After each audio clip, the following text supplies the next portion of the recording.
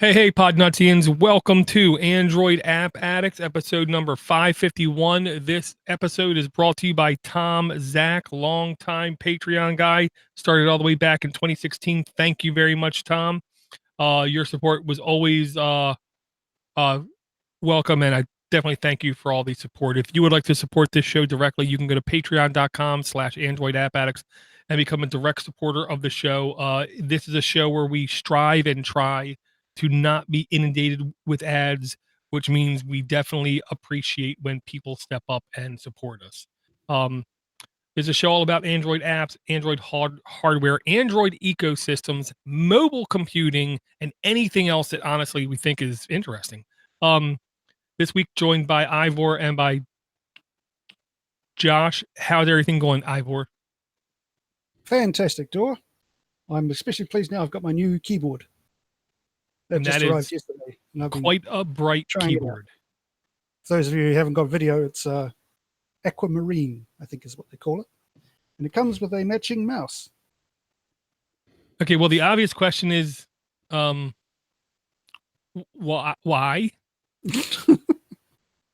Well, I'm trying to get in touch with my feminine side. Now you found it. Color? It's right there.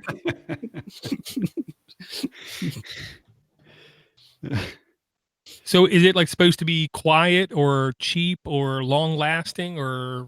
No, just cheap and nasty. It's all plastic. Cost me $20. But it works. It works. It's quiet. So that's good. There is that.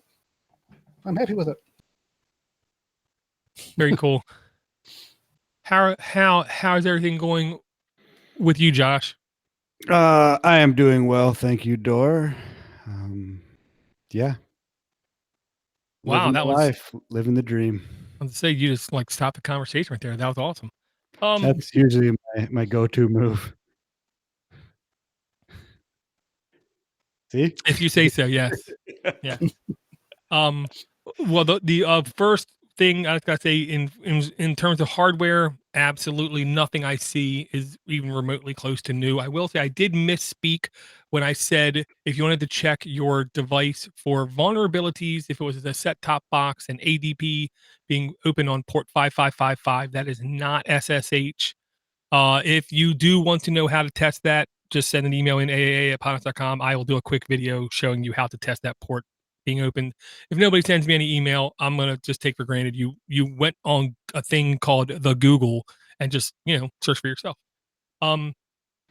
The other I'll say the like elephant in the room news that I think is worth at least discussing, because it is not worldwide yet, and 2/3 of this crew is not US based, is that Google Play Pass got launched today.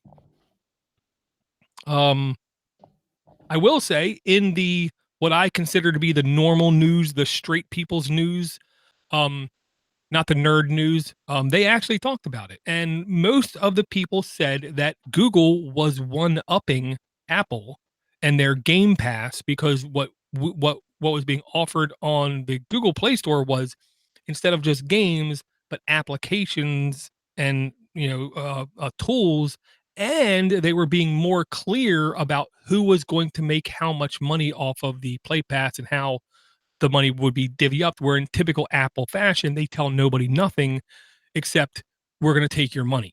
I literally just signed up for it today. It's basically a free trial is what I got in the very beginning. We'll see how long I'm going to stick with it. But honestly, I think for this show, I don't have a choice. I have to stick with it. Did you get the $199 a month for a year deal? I believe I do, but it's first I just sign up for a free month, free trial, and then after that, it's $199 for the entire each month for the entire year. Which I will say this: that's how you hook them. I mean, they've taken a lot of like tips and traits from drug dealers, is what I'll say. Where like, you first get people hooked by offering them something that they just can't refuse.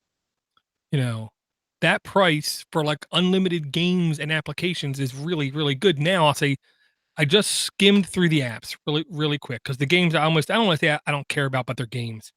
But one of the first apps that caught my eye was the kind of app where if you get in on a free month and then they take it off the free month, you will pay for it because it's a password management tool.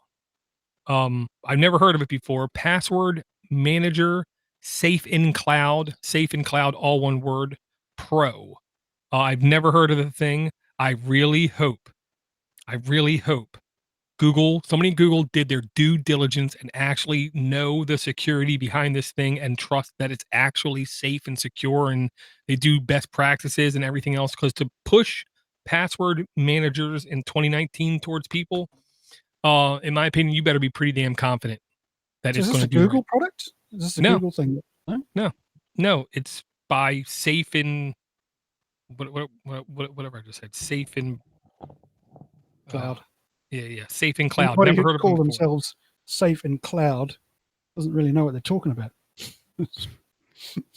Well, So are they flashing ads to you on the Google Pass store?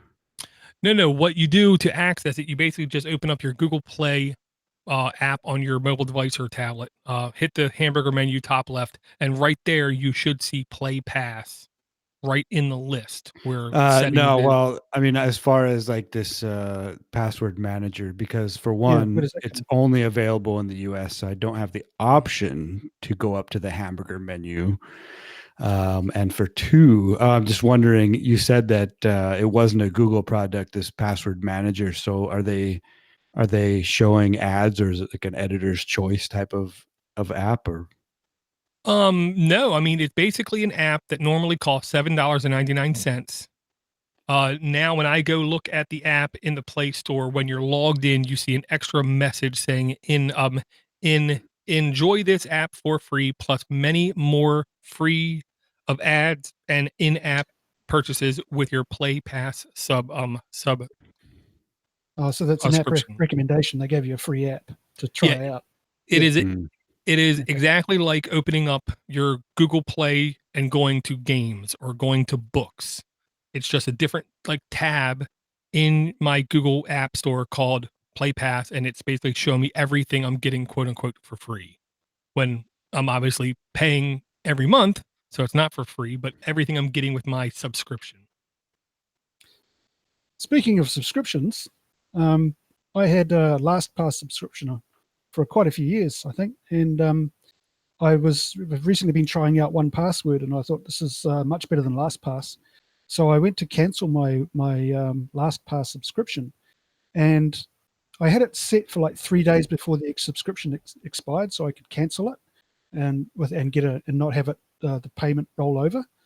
But the bastards rolled over the payment a week and a half before the subscription was due to expire, and then I looked and I couldn't get a refund because if you cancel your subscription, they just let your subscription carry on. They won't give you a refund, and they just let it run out after a year. So I've got another year of LastPass, and I've got a 1Password subscription as well.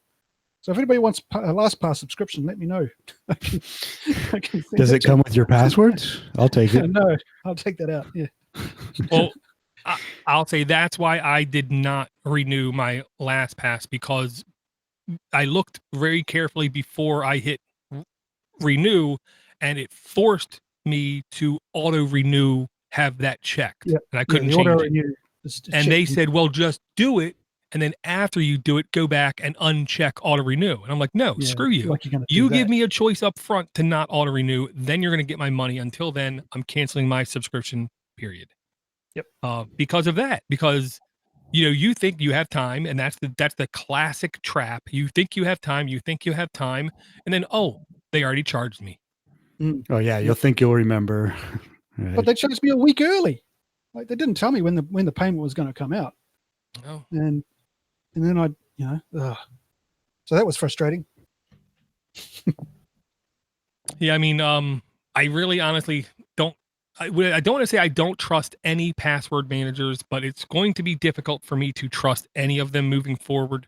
If they don't use the clipboard on a desktop and a mobile, I feel a billion times better. But I was like explaining to my kid, we were walking through the grocery store, and I tried to explain to him, you can't use the word cheap, because if I just say to you, look at that, that's cheap, you have no idea if I mean, look at that, that is really affordable, or look at that. That is crap, because the same word means multiple things. The English language needs about 1 billion more words, but then it'll be too confusing.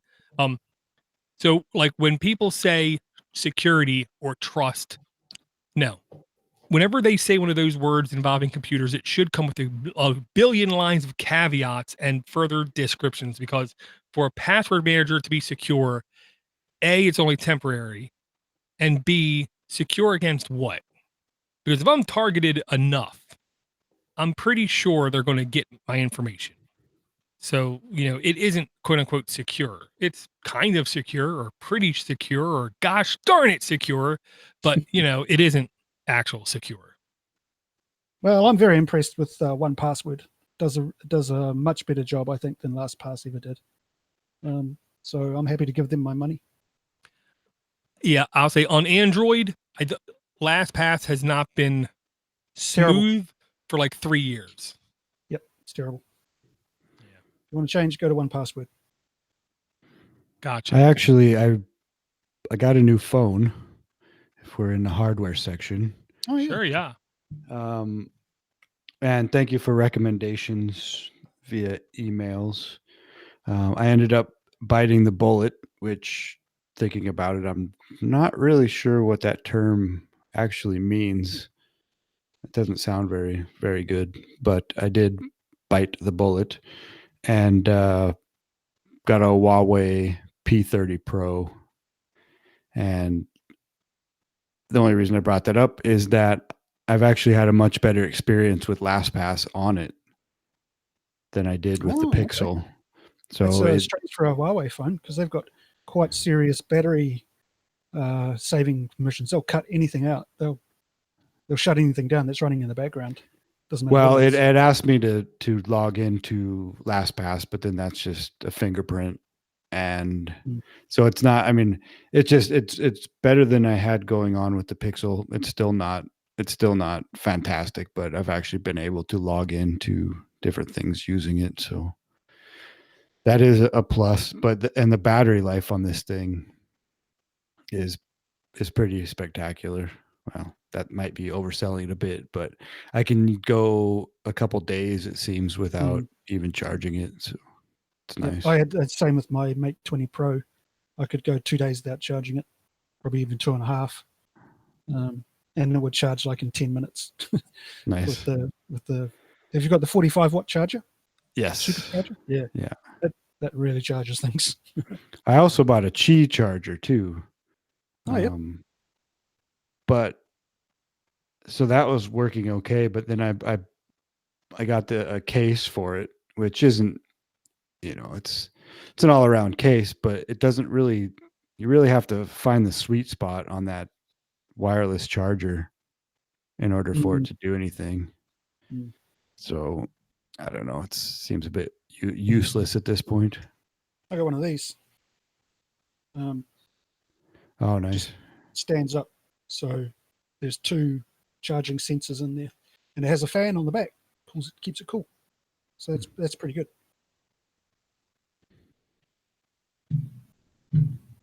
Yeah, I'm pretty sure it's still technically impossible for wireless charging to be even remotely close to as fast as physical charging. The only place I think I don't want to say it makes sense. One of the places it really fits, in my opinion, is if you have a custom mount in a car where when you put the phone in that mount and you lock it in place, that it does perfectly line up with the Qi antennas. Because to me, it's like when I was a kid taking off my glasses to burn insects and trash cans. Some thick glasses, brah. It's all about that touch. There was a billion ways for me to not have my glasses right to cause any heat, but if I hit that spot, that heat would be ridiculous and literally cause things to erupt in flames. Same thing with that, like Qi. If you don't have it just right, it's almost like you might as well not even have it on the stand. Well, it's actually quite important that you get it right, because your phone can overheat if you don't have it in the right place, and it can be quite dangerous. So new hardware. I've got this. Just arrived the other day as well. It's in-car charger, wireless charger. So this is a wireless charging pad there. Sticks on the window. where there's an attachment for the fan that fits in the air conditioner, and your phone goes in there and it charges while you're driving. So Right. And that was one thing that Rob just said in the chat about he doesn't like the idea of doing wireless charging in the car because the heat it can bring up. Yeah, that's the other thing. My phone gets very hot when it's in its cradle on the dashboard, because it's a bit of a sun trap at the front of the window, and it can get very hot. Gotcha. Yeah. And I like the idea of having it right by your AC vent, which I will say I did have a mount that in my old van where it was literally up against the vent. The problem was half a year that was great because it was getting AC. Of course, I was getting less of it, so I was a little jealous. But then the other half of the year, it was getting heat, which was not good. Yeah, that's the other side of it, isn't it? It's too bad that doesn't have wireless charging and a spot for your dashboard cam. This one? Yeah. No, it does. It does have wireless charging. No, but and then a spot for your dashboard cam as well. Like you could have. Oh, right. Yeah. Having a dashboard cam on top. But I use my phone for that anyway. So my phone is my dashboard cam. Yeah, every mount I had like that, I could never get the angle in my car just right for it to actually see the street appropriately. It always had funky angles. Or you get it right and you can't see the screen of the phone. So, yeah. Right. Yeah. Here was a link. I'll put a link here in the chat. And the main reason I'm bringing this link was because this seemed like it was, dare I say, quote unquote, closer to home, especially for you, Ivor, is what I'll say. It is the Australian government is putting together like a proposal for AI enabled cameras to be pointing at the roads to catch people playing with their phones while driving and sending them bills, sending them fines. I have very mixed feelings about this. You know, part of me loves the idea of, because I really do not like when I'm driving down the road and I turn and somebody's driving stupidly and I see them literally holding a phone up to their face while they're driving, even though for years we've had a no hands law here where I can't believe they haven't gotten pulled over and gotten a ticket. I really can't believe it. We have speed cameras. We have red light cameras. I don't like either one of them because, you know, once in a while I kind of speed and once in a while I kind of, you know, might be a little late on the red light kind of thing, but I am not liking the idea of using a phone while I drive. And I will say, when I get in the car sometimes, my Android Auto doesn't get picked up right and I got to reboot my phone, then I got to type in my password. So I'm not completely innocent. I do once in a while play with my phone, but it's literally just for like the first couple feet leave my house. But I don't like the idea of losing privacy, but I do like the idea of finding people who are blatantly breaking the law. Okay, first of all, if you need to use your phone in your car, pull over. That's just what you do. You can't use your phone and drive at the same time. It's impossible. Even women can't do it, and they're experts at multitasking. Secondly, this is Australian. Whatever happens in Australia is going to happen in New Zealand as well, a couple of months later. So, great, we're going to get a law which says we're going to get all these bloody cameras checking people aren't talking on their cell phone. Third point, people who have had motor crashes, motor accidents while on their cell phone is infinitesimally small compared to the number of people who get killed while drunk. So are we going to now fit all cars with sensors to see whether the people are drunk before they can start their car up? And lastly, we have a law in this country which says you're not allowed to smoke while your children are in the car. So are we going to now be using these cameras to see if people have cigarettes in their mouths while there are children in the back seat? Even though it might not be a child, it might be a doll. Exactly. We're turning into China. This is China. Well, they're coming at it from one point. And I think the free, in air quote, worlds are coming at it from another point, and they are converging in some way. if we do have artificial intelligence in air quotes, because it's not artificial intelligence, there's actually no intelligence. It's called pattern recognition, is what it is. If they are doing pattern recognition on an automatic basis to identify people using their phone in a car, then yes, will it stop? I don't know. Well, what happens when automated driving comes in? We've got self-driving cars. You still won't be able to use a phone while your car is driving you somewhere? You're not driving the car. Why couldn't you? I don't know, but I expect when there's true full automated cars, we're also going to have completely blacked out windows, or else people will die from heart attacks much more frequently. It's just, the government getting more, and it's a solution looking for a problem. The government's just trying to find an excuse to get more and more involved in controlling people's lives. Well, and they love free money. Yeah, free money. It's probably just a revenue grab. Well, speeding's not giving us enough money now. Let's use the cameras to see if people are using their cell phones, and we'll fine them $1,000. Right, both that, and they don't have to put any money in. They have a third-party company invest in the cameras. Yeah, exactly. They've got all the infrastructure there already. Well, Josh, do you think this is the kind of thing that could make its way to Canada? Oh yeah. Or are you guys too concerned about makeup still? Oh my gosh. Yeah, I'm sorry. That's a can of worms. Yeah, I mean, it's a socialist country, Door. We're up for anything. Okay, if you say so.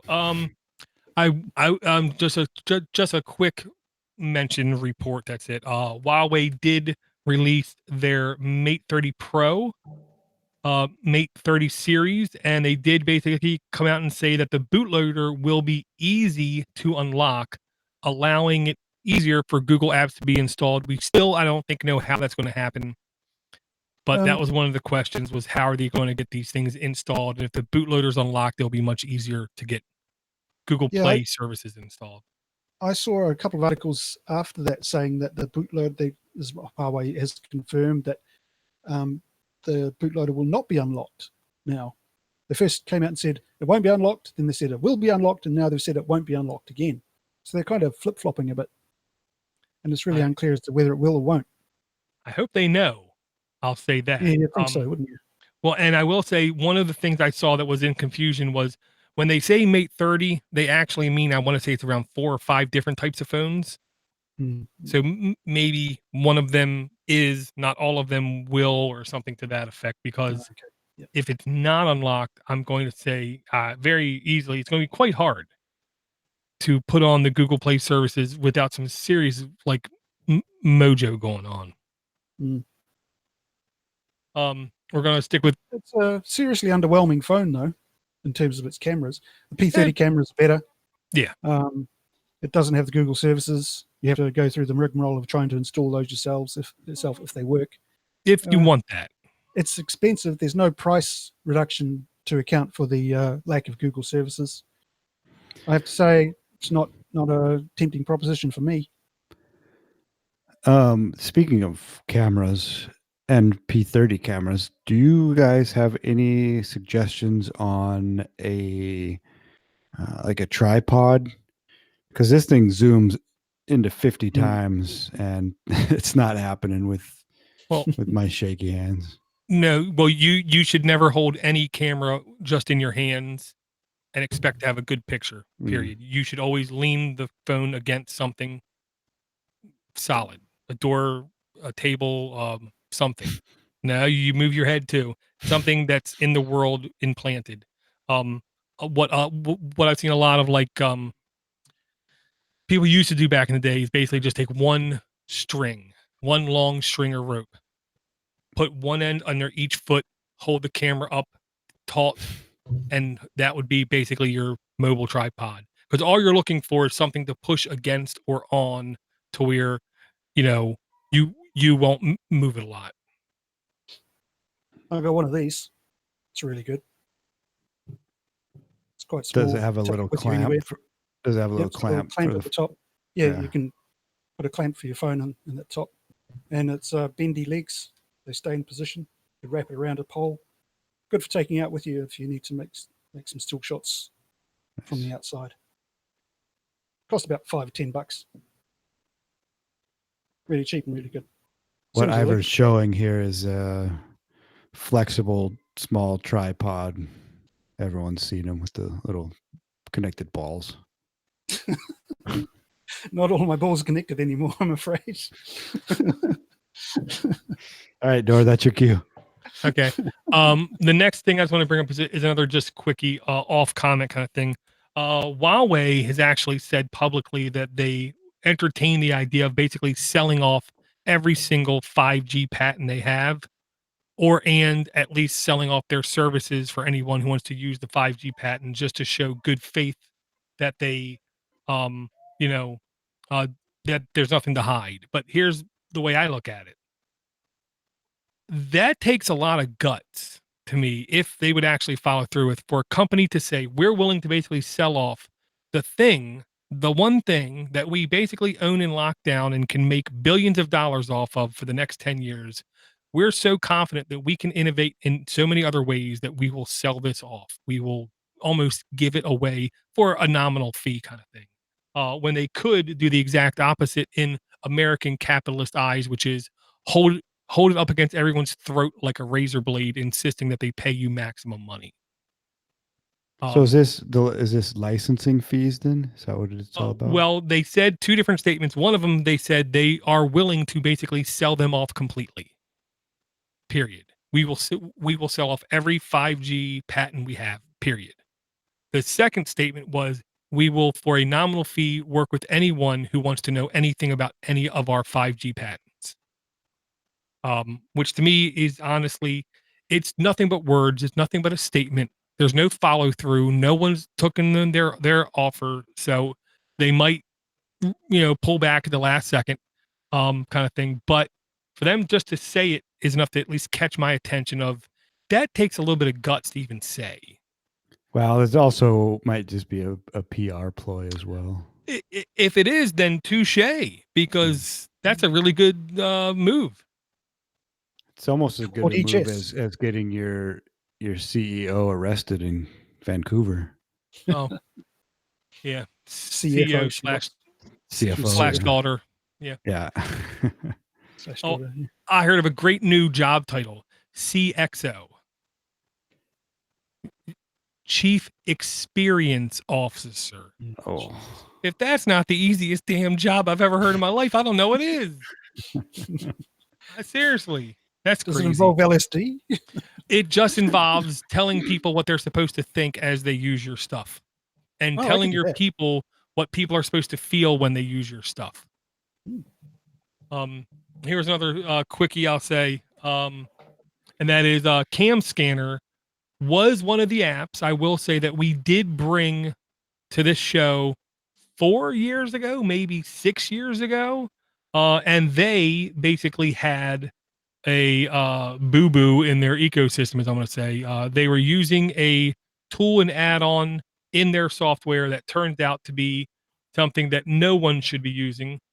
They got basically taken off the Google Play Store, and I will say, like a good, proper, competent company, less than 24 hours later, they fixed the issue, resubmitted. Less than 10 hours later, they were back on the Play Store. To which me, wanting to show them support, I immediately re-downloaded the app.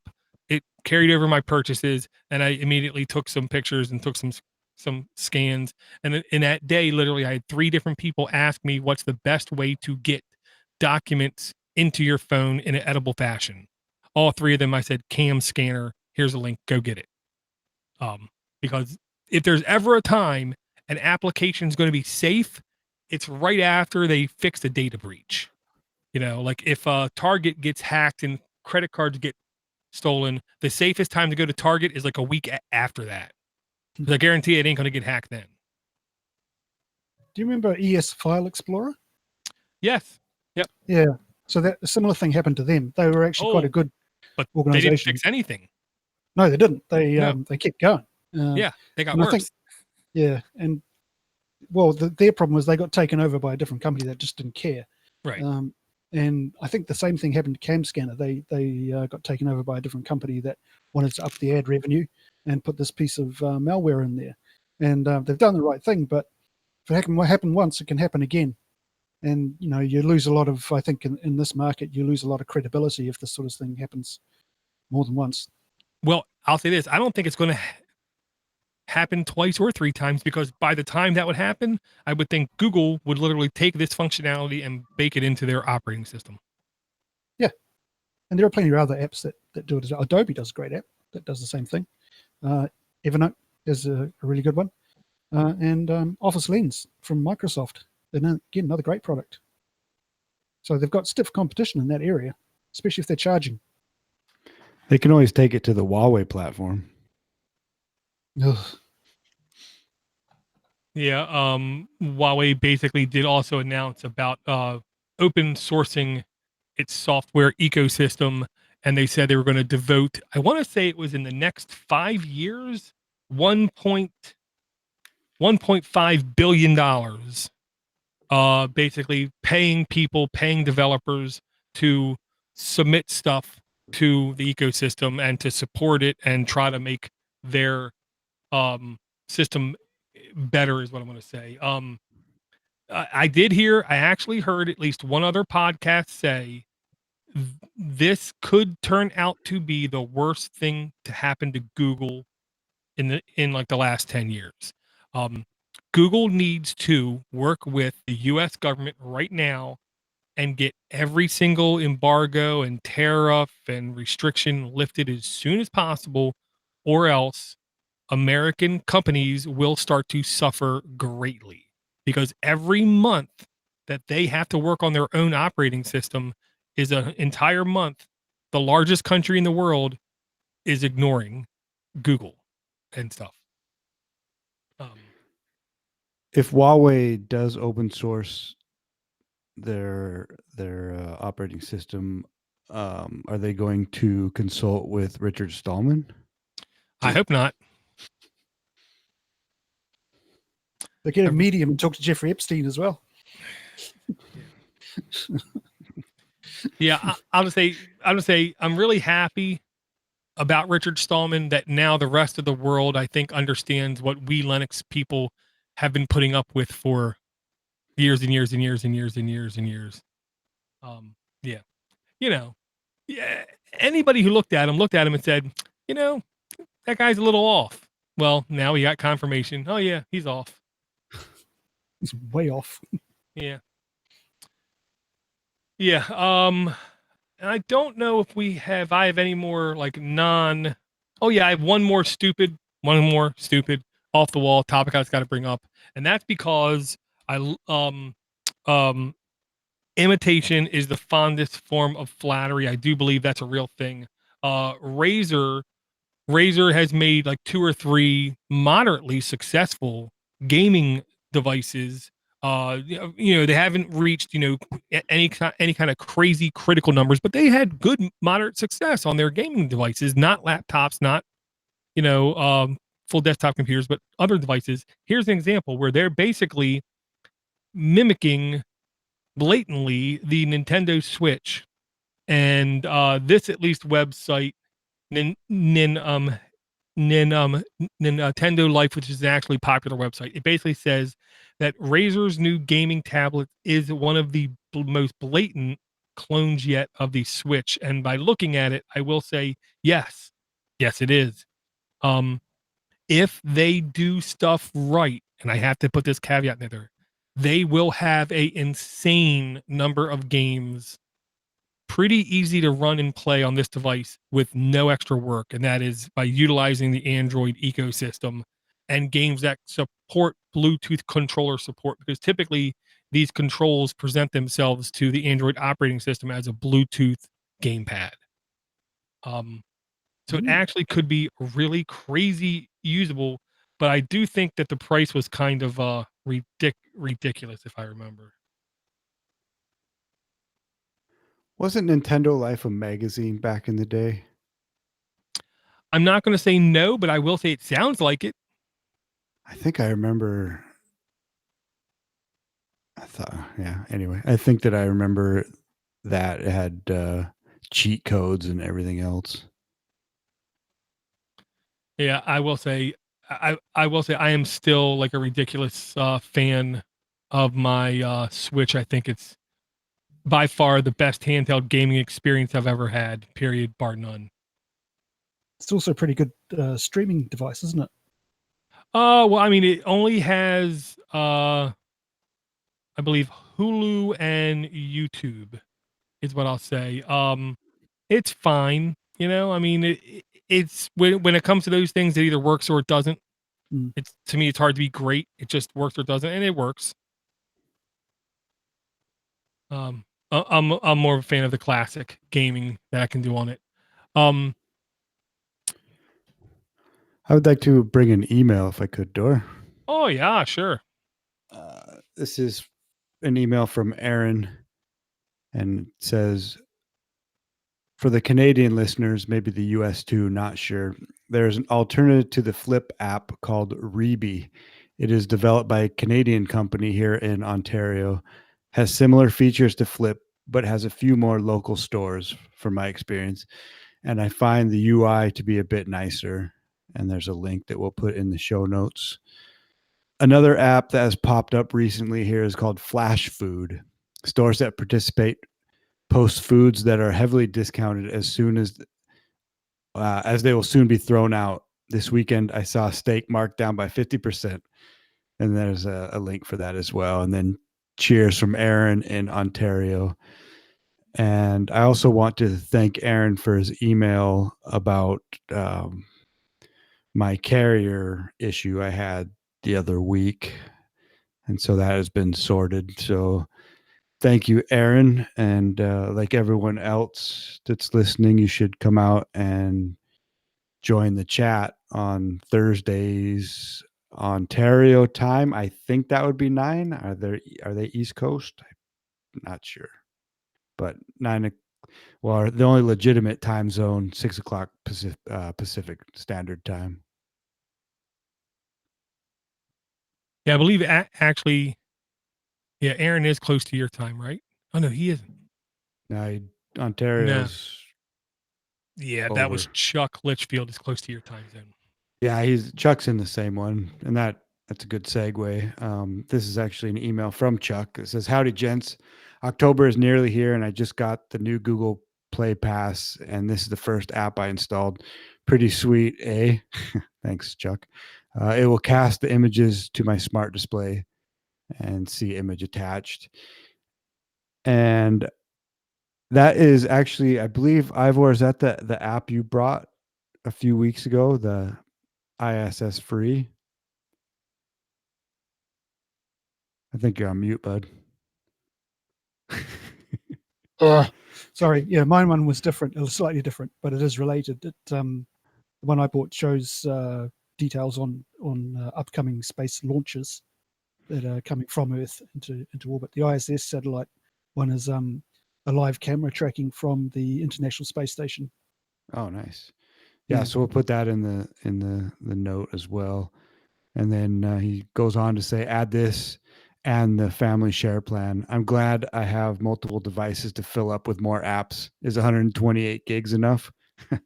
Does this create more work for the show or just more content? To me, it's like we just had a Google dump truck back into our driveway and dump over 300 apps. I got a shovel and a wheelbarrow. Time to get to work. I'll try to send in an app each week. It's the least I can do. What did you find on the Play Pass? ? Keep at it, boys. Chuck Litchfield, Salem, Oregon. And hey, Chuck, thanks for the email. And Ivor and myself got 0 on Play Pass because we're not allowed to play with it. Yeah, we're dirty foreigners. Well, you could VPN in and I don't know, fake a credit card number. Doesn't work. Still doesn't work. Even if you VPN. Yeah, yes, you can. You just got to know how to VPN in. You can't VPN through, a popular New York City VPN hosting thing. You got to VPN through, like a house in Joppatown, Maryland. Oh, sorry. I'll say this. I've been actually thinking a great deal about a couple things. First, I'll tangent. Google Stadia actually is going to be an insane success for one reason only. We've all seen the Google Graveyard page. Yes, I know this is tangent. We've seen the Google graveyard page, right? Where it's miles and miles and miles long of things that Google's killed. Yep. The wild card question is, tell me one thing that Google has killed that was a paid service.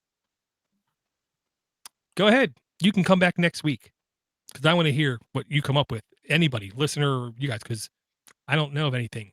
So they're going to launch Stadia. It will be successful because it will have no choice to be successful because it has $1 billion company shoving money at it. 2, this Google Play Pass service is going to be successful for one reason. Google is not liking the fact that people have a very small number of applications installed on each device. The average number person only has, I want to say it was like 3 apps installed, and that's it. This is a cheap and affordable way for a parent to say to a kid, stop bugging me to buy games here. You get this, you can get whatever games you want. And it's going to introduce the idea of installing more apps. And that's what Google, I think, needs. Not only do they need eyeballs viewing web pages, they need people just installing applications. And I think this might be a good pathway for them to get that done. And no, Google Glass is an unbelievable success. They've sold well over 200,000 of them in the last couple of years. There was technically only a consumer version, I want to say, available for a short period of time, and it was only on like an invite basis. So it was nothing that I think you could just straight up buy. And they didn't kill it. Fully launched it. It never really fully got off the ground. They gave it to what I would consider a bunch of DEEBAGS, I think is how it's spelled, but that's about it. But like service wise, I literally couldn't think of anything that you had to pay for and that they then killed. There was like 2 or 3 pieces of hardware, I will say. But it wasn't Google Glass was the ones that people were thinking of, but I could not find a single service that they actually kiboshed. Could be wrong. Might be wrong. I don't know. I heard that on, I want to say it was Chromecast, CHROMECAST, Chromecast podcast, where it's really all about Chrome OS, or it was Alphabet Scoop, which is another Google centric podcast. I can't remember which one it was, but they're both good shows. Yeah. Sweet. Right. Ivor, do you have any apps? I think I do. Actually, the first app I want to bring is not a Play Store app. This Huawei? No, this one is from XDA developers, and it's called JINA App Drawer. And I might just see if I can share my screen with you so you can see it at work.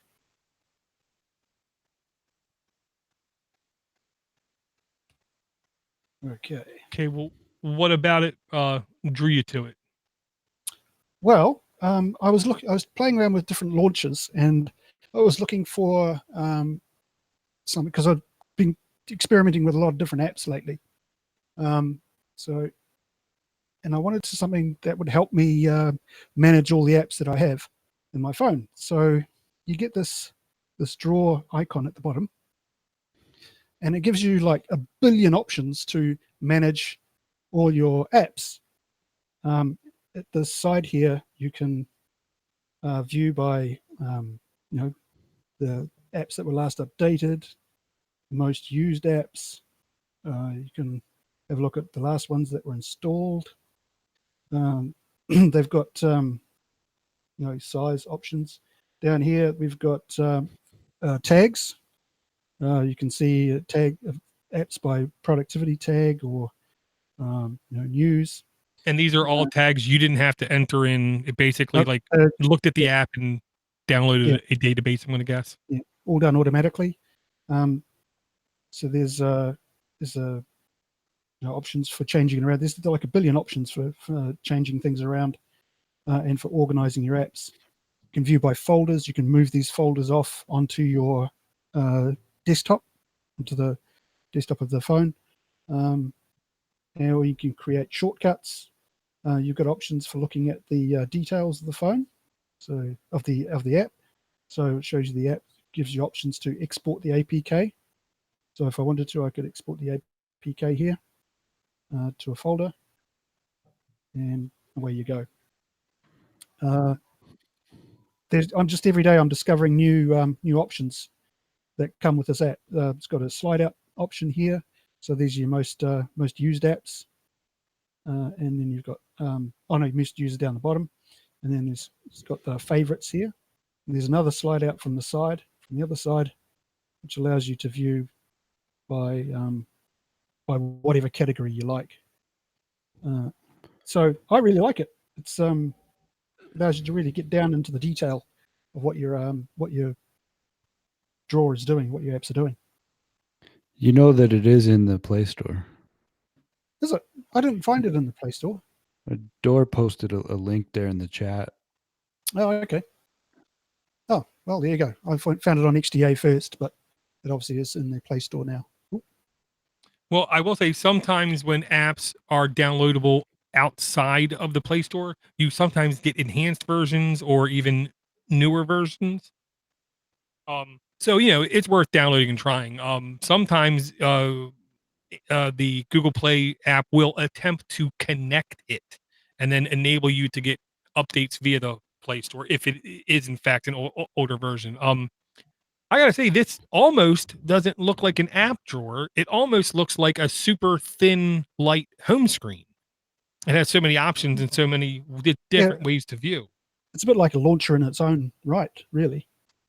So, I mean, I guess it's not selectable as a home screen because, to be quite honest, what I saw, I think I'd be fine if that was my home screen.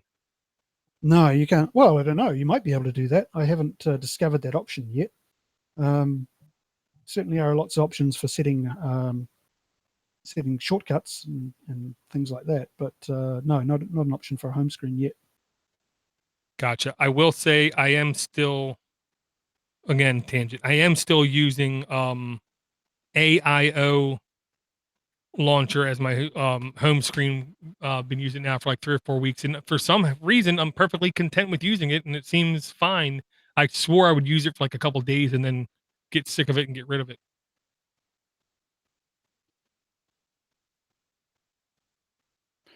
Yeah, I was noticing that the app in the App Store was last updated 12th of October 2018.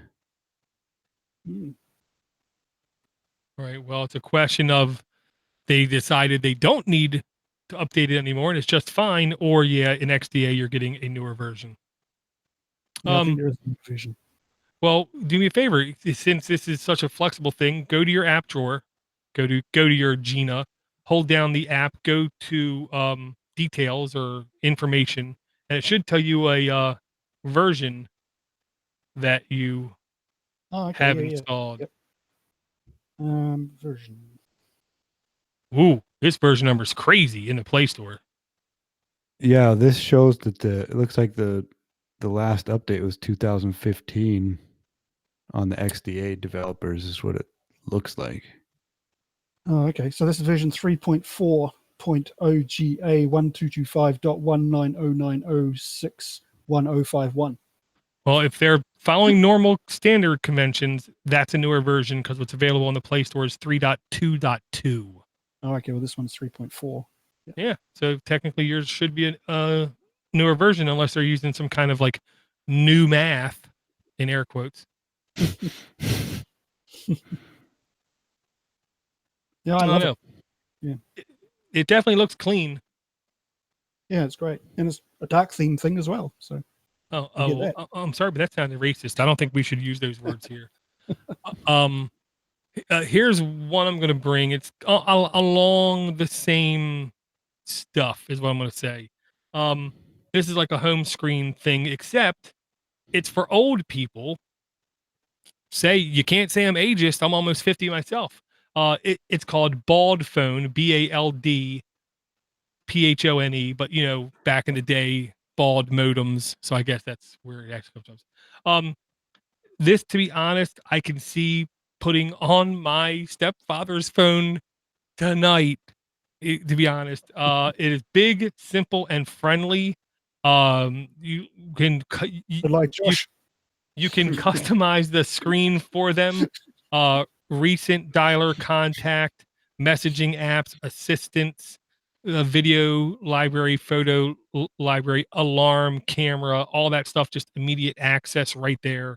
I will say I like the idea of installing this app on someone's phone and configuring it for them, because most, I think, people have simple things they just want to get done with their device. They don't want to like literally play with it like us.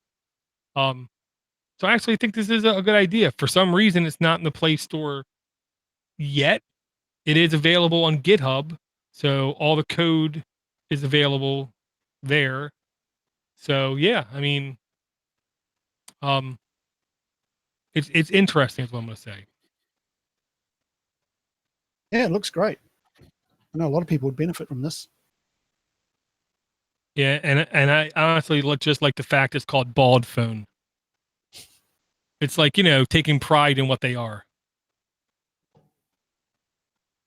Is that another joke about me, Dor? No comment.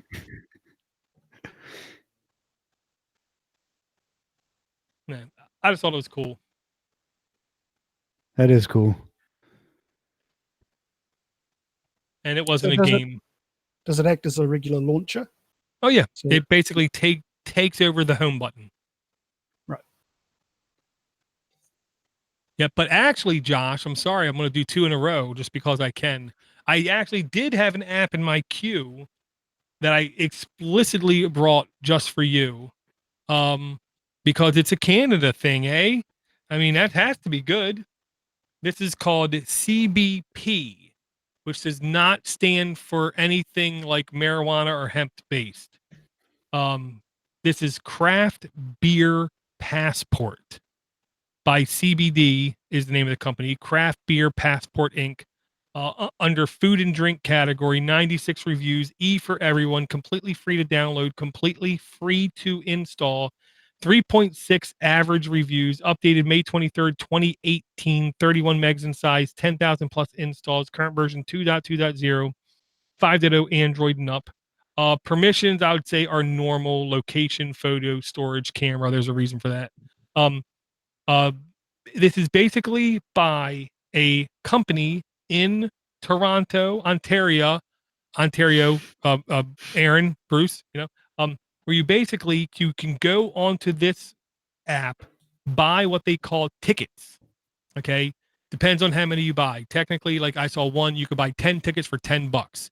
You walk into bars on the list, you basically show them your digital stamp that you buy, 10 for $10, and then you get craft beer for $2, which in my experience, a craft beer in a place, a draft craft beer to you, and it is typically way more than $2 or $3. So it actually could be a really good cost savings. And like I believe when you buy the right beers, and you get like badges, so you can basically have like a pride thing. If you really enjoy craft beers and you're in Ontario, I definitely encourage you to check this out. I definitely think it could be a lot of fun. It says that they're working hard to expand their area as well, so that's good. And yes, $2 for beer, especially in British Columbia. You can't get the crappiest beer for $2, or for a toonie, if you will. If you say so. Yeah, I just thought it was definitely interesting. I want to see more of these kind of things. I'm okay with prepaying for things that are not going to lose value quickly, and I know I will eventually use, because with this kind of thing, I could literally buy 10 of these stamps, and it's over a year. A beer here, a beer there, and I'm perfectly fine with it because I will be saving money. Well, and it's on your phone. You're not carrying around some stupid card or something that you need to use to make the purchase. Yeah, or some like weird chips or anything. But speaking of beer, I know that when I was of university age, we had a propensity to drink old E40s every once in a while. Dor, do you know what I'm referring to? Old English. Okay, yes. I wouldn't Yeah. expect Ivor to know, but And what was that? Those were maybe $2 for a 40 or $1.50, something like this. They were around 2 and change. Yeah. Yeah, I saw one at a liquor store up here, and I believe it was about $7 for a 40 of old English malt liquor.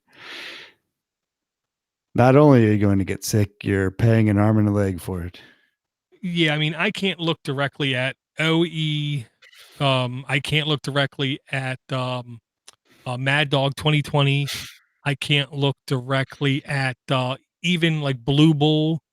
Yeah, there's a lot. Steel Reserve. Steel Reserve, Schlitz, National Bohemian. They're all horrible. Horrible. Okay, do you have any apps there, Josh? Yes, I do have an app here. This one made me think of Ivor. It's called Doofus Drop. And it's just a fun physics game based game where you can eventually upgrade your bicycle and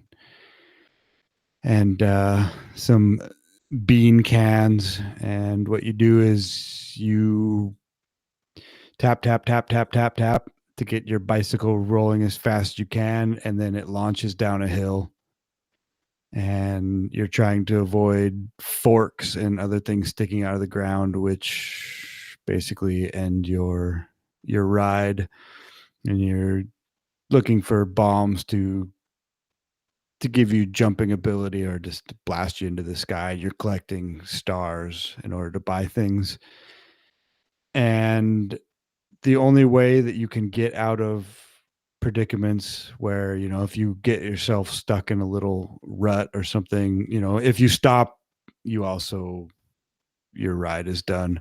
And so you have cans of beans, and when you use your can of beans, well, air comes out of a certain area of your basically head with feet, and that gives you a little propulsion to get unstuck. Yeah, the wonderful fruit. Yes. Beans, the wonderful fruit. So I found it quite. I played it a while ago. This is a lot of fun, actually. Yeah, it says everyone 10 and up, and I can say I'm very positive my 11-year-old would laugh quite frequently at this. I never watched the video. It's a little bit crazy. Yeah, it's so yeah, that's my app door. Gotcha. Do you have any more apps here, Ivor? Yeah, I got a game as well. As everyone should know, it's World Cup season right now, and the USA had their first game last night against England. Earned the first red card in sending off. So good on, go USA. Unfortunately, they lost quite heavily. They lost 7 tries to 1. But obviously, rugby is very important in my country, and the next most important sport is cricket. And the app I have, or the game I have, is called Stick Cricket Live. I'll just copy that into the chat. And basically, the thing about this app, the same maker does quite a lot of similar apps, but you basically take the role of a batsman or a bowler, and you play against another actual real live person who's controlling the other player. So if you choose to be a batsman, you play against someone who's choosing to be the bowler, and you get deliveries, and you basically have to tap the screen at the right times to hit the ball to score runs. And that's all cricket is about, really. And it can be a lot of fun and quite distracting. And if you like cricket, then this is the game for you, because it takes all the boring stuff out and just get straight to the action. Are there tea breaks? No, we don't have tea breaks or drink breaks. Yeah. Well, yeah, I do know it matters. There's different styles of cricket where there is games that literally take days. Yeah, that's the proper version of cricket. So test cricket can take up to 6 days, where basically each team has to be bowled out twice. And that's the principle. So they continue playing until each team of 10 players is bowled out twice on both sides. So that's why it takes so long. Gotcha. Cricket is a fantastic game, though. Oh, it's fantastic. Yeah. It, I'm gonna it does play this. have it does have ads and in-app purchases, and looks like maybe if you give them money, you can get rid of the ads. Yes, I think that's how it works. Yeah, you can pay some money to get rid of the ads, but honestly, I found the ads weren't that intrusive, so I didn't bother paying to remove them. Gotcha. And that is one thing I really wish Google would tell you. Not just ads. Is it full screen, full motion video ads with sound?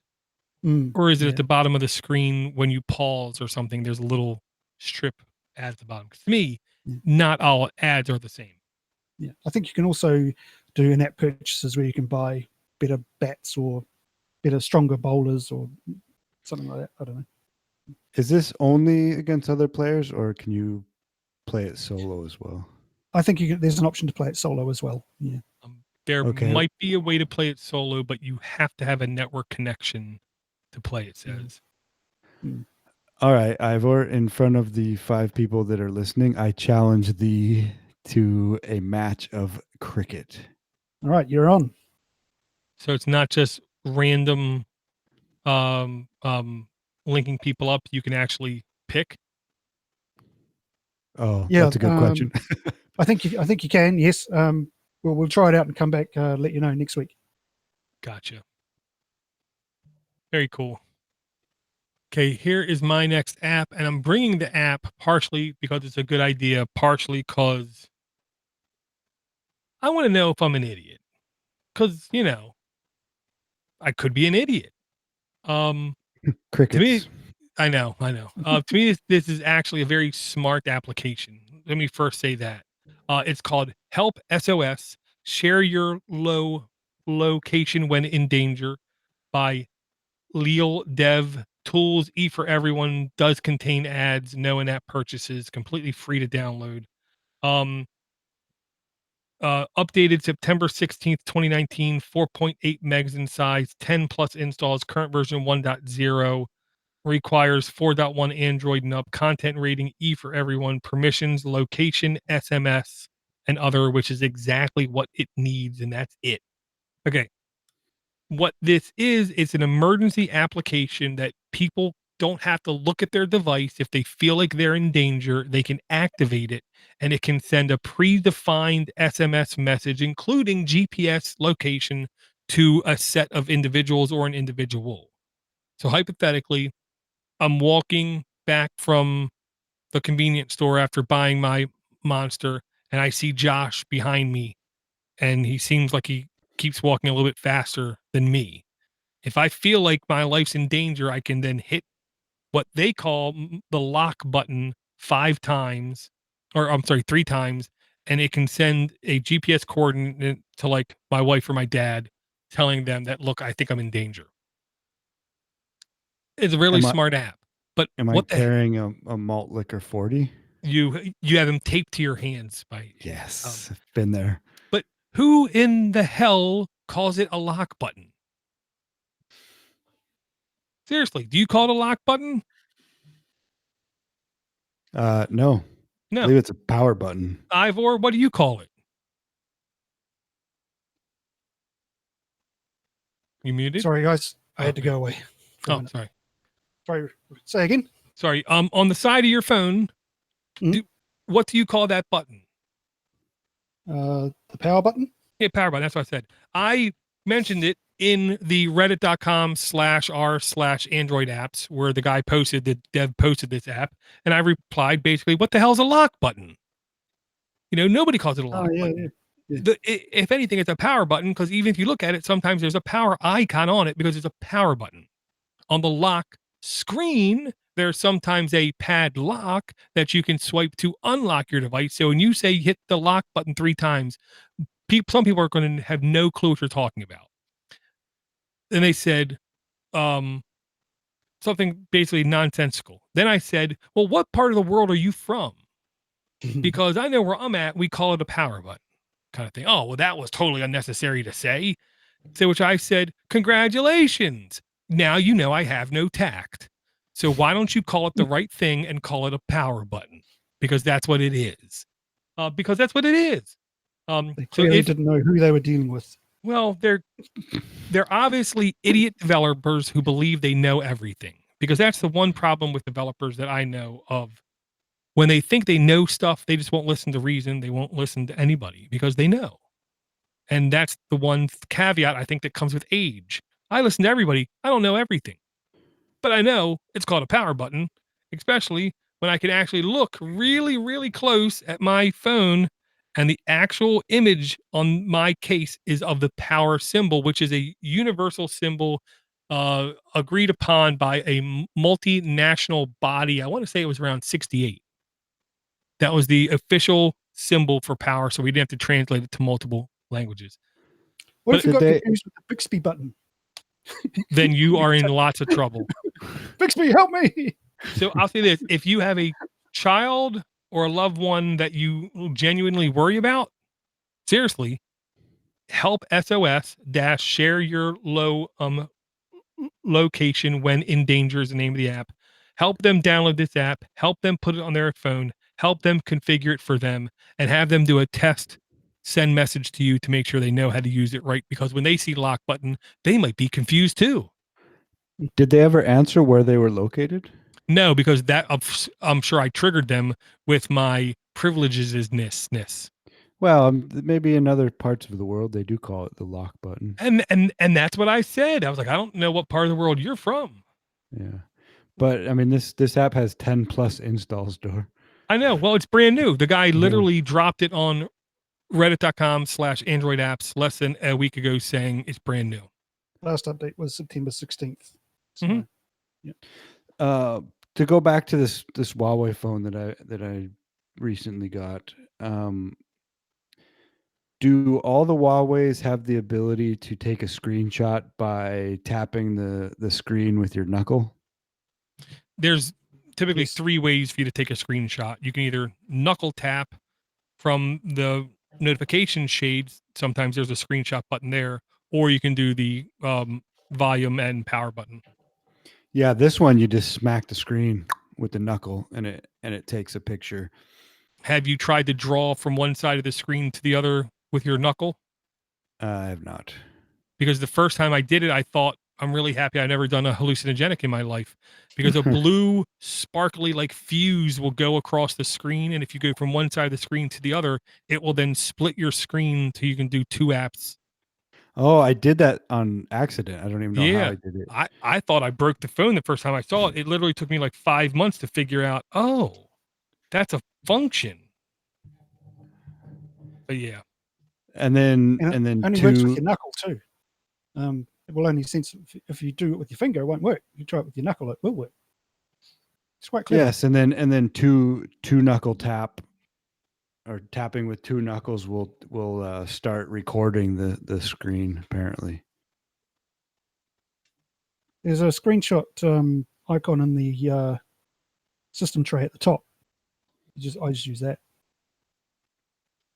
I'm disillusioned though, because with the Android 10 it says that they have all these motion, what is it called, like motion sensing functions, I suppose, but none of them are even as good as the Moto X that I had prior to the Pixel XL that I just got rid of. I don't understand how they can't do that. I mean, this had, shake it and the camera opens and just useful functionality, where it just seems it's kind of like that cartoon you brought last time, Ivor, with the iPhone and the Huawei. And it's, I don't know, it just seems like that. And that phone is what, the Moto X Door, 8 years old, something like that. At least 6, every bit of 6 years old.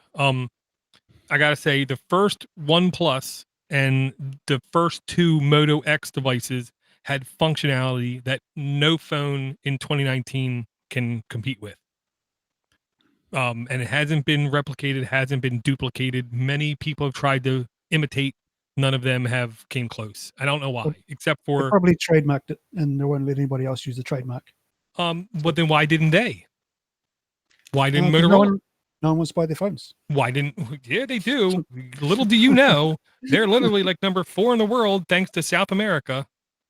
Oh yeah, they're probably Everybody in South America basically has a Motorola. Nobody has a Samsung. Nobody has an iPhone. Nobody has an HTC. Nobody has a Huawei. Nobody has a Xiaomi. Nobody has any of them. Yeah, no one in North America buys them, really. Only the people that don't know no better is what I'll say, and the people on like those super budget plans, kind of thing. Yeah, it's a budget phone. So well, honestly, if they might listen.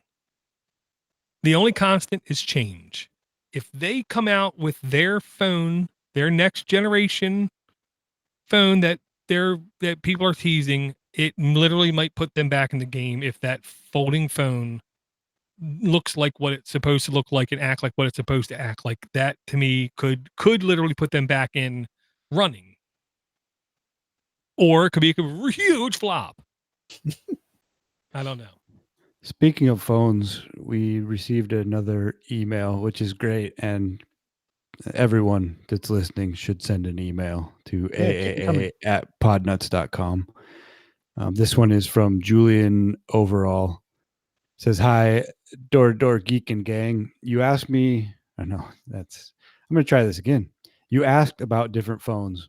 Well, my son has recently bought a Qbot Quest, a Chinese phone in a very rugged form factor. Quite simply, he wanted a device perfectly suited to geocaching and one that would withstand a lot of abuse. It runs vanilla Android Pie and seems to be extremely solid for a low cost. Naturally, such manufacturers are renowned for not updating their products, but he's careful with what he installs, so it should serve him well for a couple of years as a daily driver. Then he has a link to it. And as for me, I'm tempted to go for the Pine phone once it proves itself as a good quality piece of open source friendly hardware. Its specs are rather pedestrian, yet so are my needs. And it'd be great to run Plasma Mobile, UBI ports, etc. on it.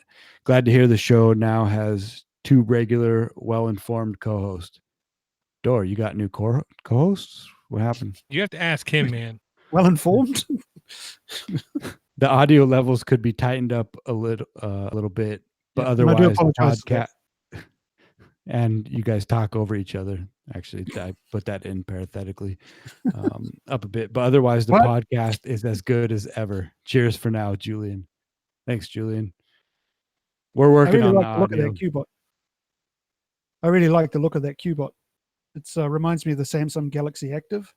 They came out with these exactly the same phones as their Samsung Galaxy, but they slapped a case on it and called it the Samsung Galaxy Active and charged $300 more just for that. Yeah, it looks great, but the only thing is I'm not so sure about the processor that's in there. It's a MediaTek processor. It probably is quite a competent processor, but you may not be looking at doing some hardcore gaming on it. But otherwise, it's it's an excellent phone. I was looking very briefly when I had a minute on Amazon.ca, and they look like they were very reasonably priced phones as well. Yeah, they came out to just over 200 New Zealand here, so that's a very good price for that is. Yeah, and honestly, like to me, honestly, it's a touch small. 5.5-inch screen to me is almost small, but MediaTek, I'm okay with that as long as they support it correctly. Android 9, I'm fine with that. I don't need 10. There's nothing in 10 I saw that even remotely seemed beneficial. 4 gigs of RAM, fine. That's fine. Yeah, 64 gig ROM, that's more than I got now. And it has NFC and at least IP68, not IP69, but still really decent, and a 4,000 milliamp battery. And the stupidest part that I love, it literally has a customizable exterior button. You tell you what the button to do, and it does it. Oh, you could turn it into a lock button. Yes, exactly. Or you could do, have you, it launch Boxer. do you think you could use a phone that size if you installed bald phone on it, Door? If I have like zoomed glasses, yes. And I gotta mention, he mentions the Pine phone. Mm. If you want to know more with the Pine phone, you got to check out Mini PC Show. Here's what I'll say. No, the Pine phone will not prove itself to be a good quality piece of hardware. Okay. Because it can't. It's $125 phone. Okay. $125 phone. What do you think? It can't be great for $125. You'll be lucky if the thing can go 12 hours on a charge with the screen off for $125. Okay. The gimmick with the Pine company is they make no money. I don't know how they don't live off the streets and eat roadkill, because everything they sell, they basically make no money off of. The Pine phone will be a good hacker's paradise, is what it's going to be. So I could see literally buying the Qbot just for my podcast addict endeavors and things like that, and then literally having a Pine phone as my trusted, more secure communication device. I'll say this also: don't expect 5G on the Pine phone anytime soon either. For $125, it's going to be popular. If the Raspberry Pi taught the world anything, is if you sell something cheap enough, people will buy it. Take a look at the Chromecast. It was a ridiculous success. It had nothing to do with the functionality, had nothing to do with how it worked. It had to do with the damn thing was cheap. Well, if you're looking for an open source phone that you want to give a company that wants to make money, I believe they just started shipping the Librem 5 phones as well. And I'm pretty sure it's about $1,000. Yeah, looking at it right here, $700. So I salute them and say, good riddance. Hope you, Sony, and Apple have a good time hanging out together. Because, yeah. Well, it's got 3 gigs of memory though. Well, I know. And here's the thing. I'm going to call them out for liars. They are not completely open source. They cannot be completely open source. They have GPUs inside their device that requires closed source binary blobs. It's not open. If I was hypothetically Ed Snowden or somebody else trying to run away from governments, you cannot trust that device for your own life security. So, if you want to support it, great. Support it. Have fun. But I can't spend that much money on a phone. Was it running AOSP? It's running Linux. Yeah. So Purism, I believe, is their flavor. Yeah. So expect a lot less functionality than a Qbot Quest phone. Well, just going back to the Qbot for a minute. The other thing that has is a 720p screen. Now, I don't know that about you, but I can't really tell the difference between a 1080p and a 720p screen. So I don't really think you're losing out on very much there. In fact, you might be gaining in battery life. Oh, you're gaining a lot of battery life. Mm. I'm fine with 720p. Yeah. Yeah, I've never really noticed the difference between the two. Stardew Valley looks just as good. All right, guys, we're coming up on an hour and a half. Ivor, do you want to empty your tank? Yeah, just one more. This is a game called Space Invaders 3D Danger Zone. Space Invaders, never heard of it. It's game you may have played when you were a young fella. No, this game is basically takes the premise of Space Invaders and turns it into a 3D game. So it brings it down to ground level and has some very good graphics. Just find it here.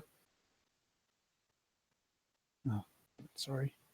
Looks like it's $1.29 to buy here in Canada. Yeah, $1.29. So it's rated 3.7. It's got 10,000 installs. Latest update was August 20th, 2019. It requires Android 5 and up, rated for 3+. Doesn't seem to say what their in that policy is. But yeah, I played this for a while and it was very good. Reminded me of the old days playing Space Invaders.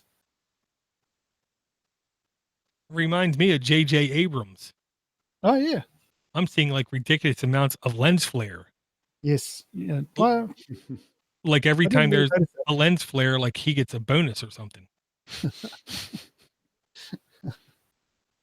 Yeah, no, it was very playable, and did remind me of the original. So quite Very a clever cool. interpretation.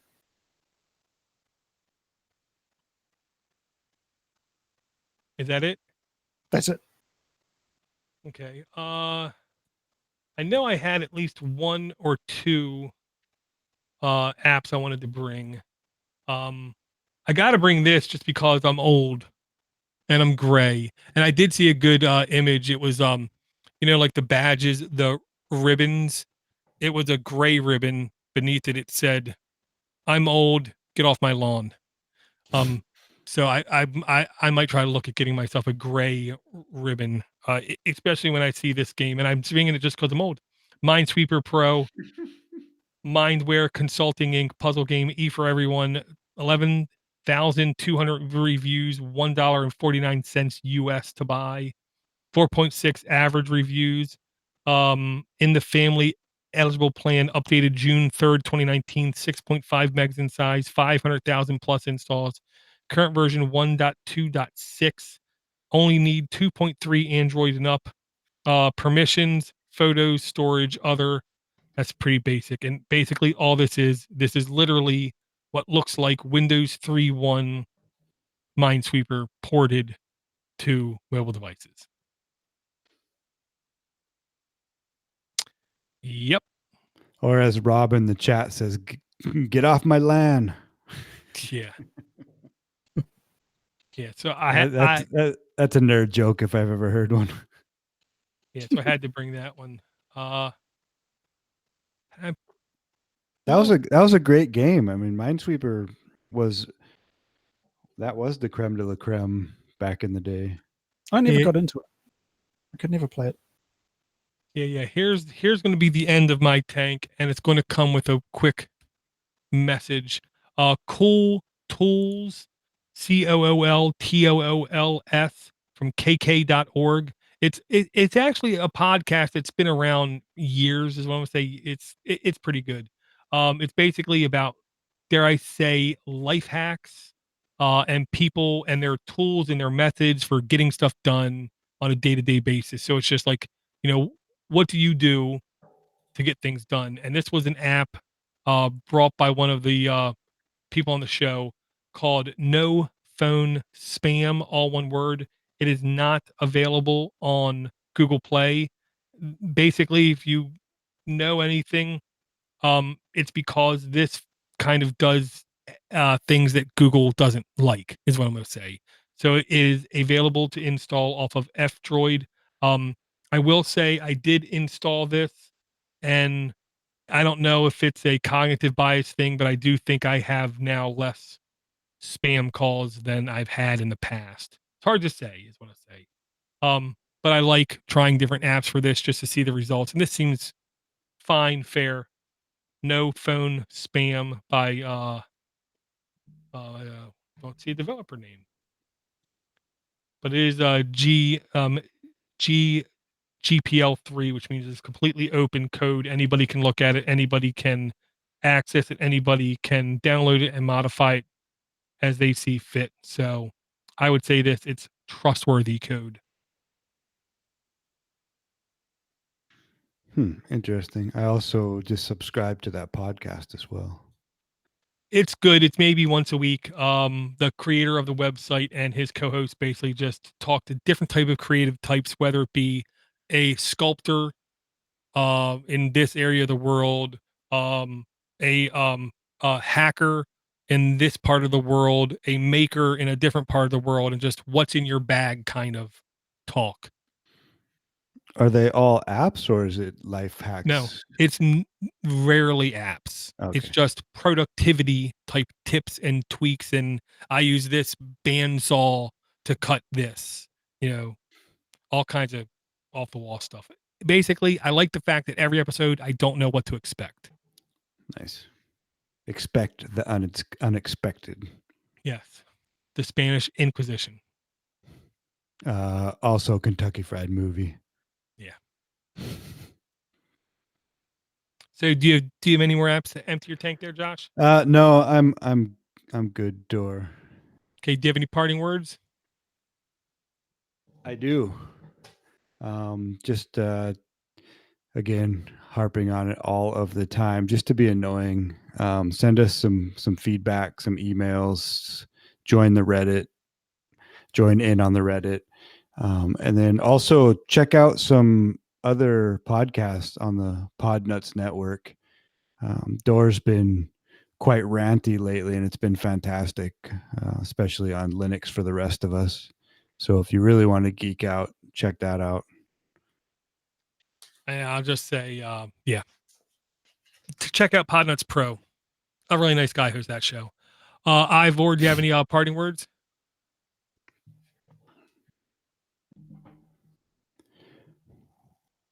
You're muted, maybe? Still muted, which I'm not complaining about, Sorry. Ivor.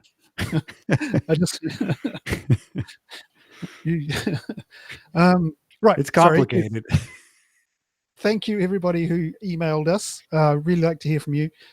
Tell us what your favorite apps are. Tell us what the apps that you use every day, the games that you play regularly, the stuff that you get the most use out of and the most enjoyment from, and we can share that with everybody else and try them out as well. So don't keep it to yourself. Let us know too. Yeah, very cool. Julian, Chuck, Aaron, and Scott are the last sets of emails. Thank you guys for all the emails. Thank everyone for their Patreon support. I want to thank everyone for downloading, subscribing, sharing. The best way to help propagate this show is literally just to say to somebody, hey, check out this show. If you want to support Apple and iTunes, go to the iTunes store, give us a review. If you want to support Google, go to Google Play Podcast, give us a review. If you want to support Stitcher, go there, give us a review. Anywhere you download us at is a good place to download us at. And don't forget aaa@podnutz.com is the email address. 7076podnut is the voicemail address. Or you can record a file on your Android device, even if you want, and send it in via email, and we will get to it. Thank everyone again, and we will talk to everyone again, hopefully in about a week. Hey, Door. Yes, sir. Would you like me to list the apps? Oh, goodness. Yes. We've got Reebee, Flyers, Deals, and Shopping List by Reebee Inc. Flashfood, Grocery Deals by Flashfood. ISS Live Now, Live Earth View and ISS Tracker by VKL Apps. JINA, App Drawer, Sidebar, and Folder Organizer by Mobidum. Craft Beer Passport by Craft Beer Passport Inc. Bald Phone by, Bald Phone. Doofus Drop by Curious Labs. Stick Cricket Live by Stick Sports Limited. Help SOS, Share Your Location When in Danger by Leal Dev, and we don't know where they're out of. Space Invaders 3D Danger Zone by Visual Interaction. Minesweeper Pro by Mindware Consulting Inc. And No Phone Spam by Unknown. Awesome, man. Thank you very much. Thanks everyone again for coming out to the live show again. New York time, 9 p.m. Thursday nights is when we do this show. The YouTube chat is the most popular chat. We do have IRC there too, where I try to hang out in the chat there as well. We will talk to everyone again in about a week.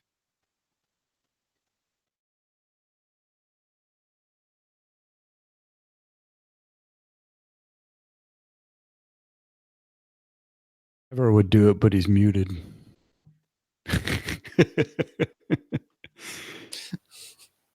Ivor's pretty good at. He did much better than I do at those things. Okay, hang on. I mean, I will if you want, but I've got a couple things that Ivor. I was thinking we could go week about. So I did last week. You could do this week, and I'll do next week. You 5:51. Okay. I guess I should stop Audacity too here.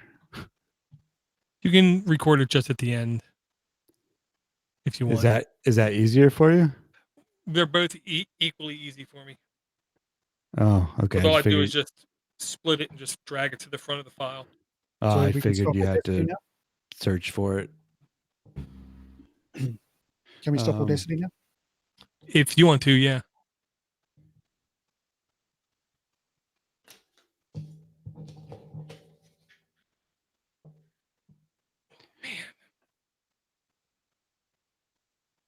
Let's see here.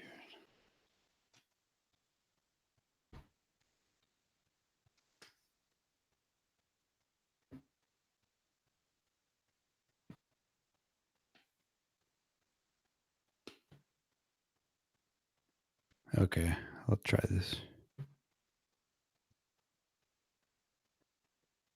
Join us this week on Android App Addicts, where Door has thick glasses, brah.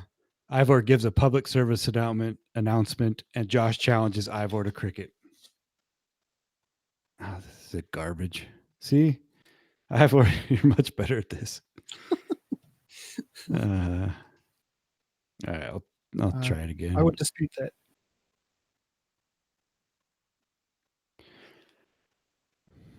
Join us this week on Android App Addicts, where Door has thick glasses, brah. Ivor gives a public service announcement. Join us this week on Android App Addicts, where Door has thick glasses, brah. Ivor gives a public service announcement, and Josh challenges Ivor to cricket, and also find out what it means to knuckle tap.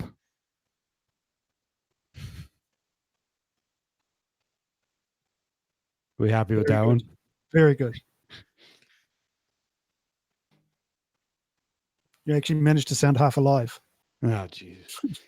Plus, I got the word knuckle tap in there. I love these bits of Canadian nomenclature you bring into every episode. Toques and toops and what the hell was it today? Oh, I don't even know. $2 note, the dollar note or the $2 note or something. Oh, the toonie. The toonie, that's right. Yeah. Find out what it's going to be next week.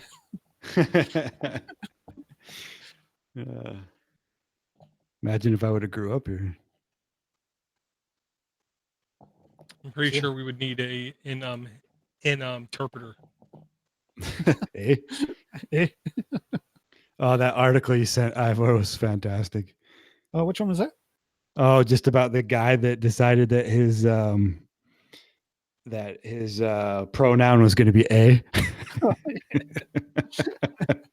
Actually, yeah, I mean, that's from an app called the Babylon Bee. It's like the Onion, but for conservatives. It's so good. It's hilarious. If you want to look it up, Babylon Bee. Babylon Bee. BEE. So does it just do a different thing every week or every day? Every day they have new stories and they're hilarious. They're even better than the Onion. So could you show me how to get an app on my phone? Sorry, what's it called again? Babylon, Babylon. Babylon, okay. BEE.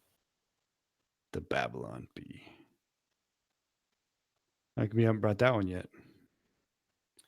Well, it's political, so I'm kind of hesitant to bring that sort of thing to the podcast. Really? You? But sometimes they have good stories like that, which only piss off Canadians. So. That's great. It's kind of my goal in life.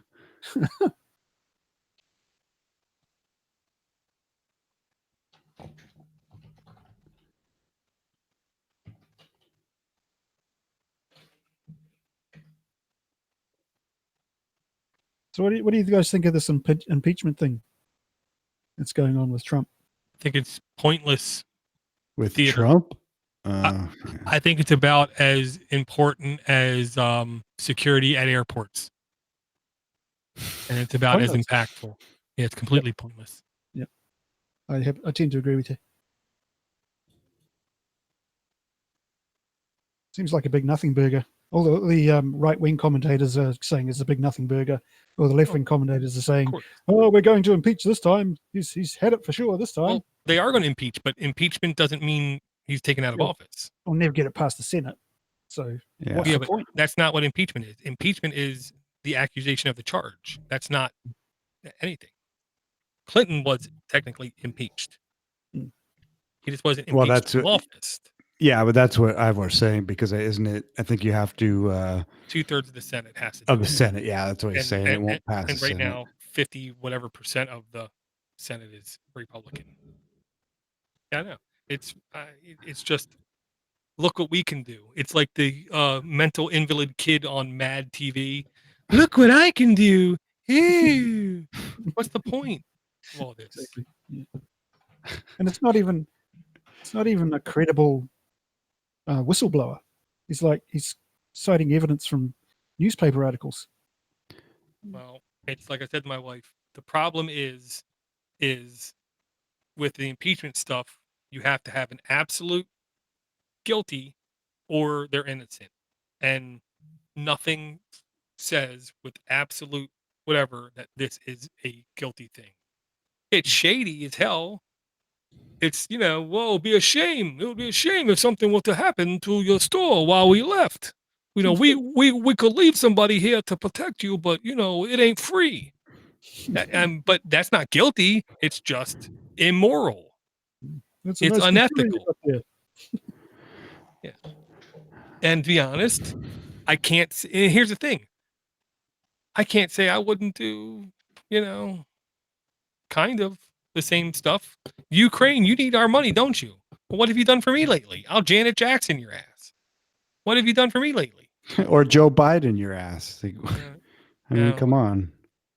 Anybody related that close to me, I just instinctively don't like, and I don't like Biden. Yeah. He's like a third cousin.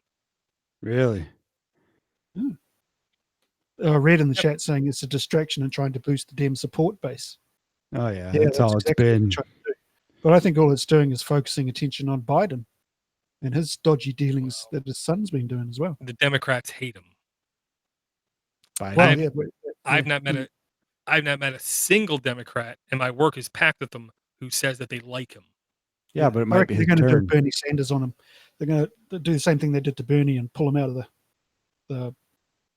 the primary. Well, it's insane that anybody that listened to him speak would vote for him anyway. It's insane. Biden? Yeah. All he does is crazy. bumble and stumble. Oh, it's crazy. Yeah. Should get him a bold phone. I'm pretty sure he wouldn't know how to use it. A good friend of mine is from Liverpool, and he told me a story that his brother drove he had a van and he drove it to a Liverpool match, and apparently the stadium, I can't remember what stadium's called, but it's out in the middle of a cow pasture somewhere, so you're parking your cars on these rural roads. Amstead, is that Liverpool?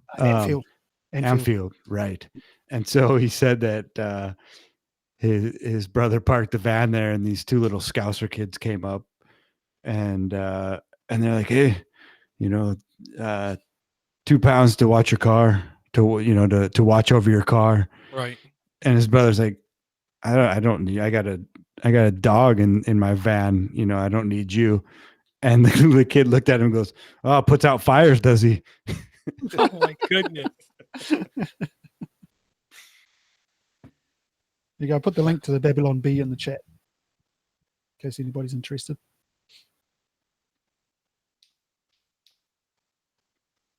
Yeah, I said to my wife, I'm just tired of old people being elected into office. I know old people are the ones that do all the voting, but can we get somebody So old.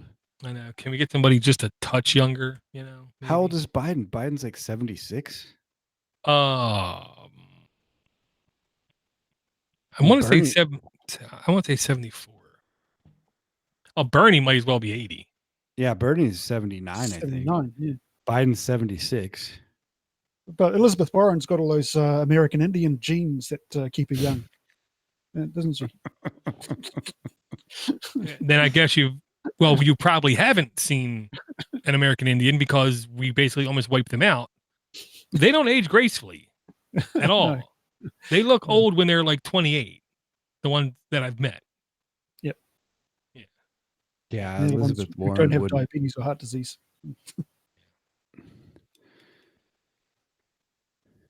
Oh, Bernie's 90 or 78. Bernie's ridiculous, man. Human rights. I thought, can't we get somebody? And honestly, I told her that's the only reason why right now I like somebody like Andrew Yang. A, he's not your normal white guy, and B, he's not like 70. Mm. I don't care. I just want disruption, but not from old white men. I like Tulsi Gabbard. She's my favorite Democrat. I think. See, there's so many of them. That's the problem. I said to the wife, "There's too Yeah. many. I have a No, hard I time found keeping track of 100. them." You Tulsi see what Google Gabbard's did to Tulsi 38. Gabbard? What's that? See what Google did to her after the Democratic debate?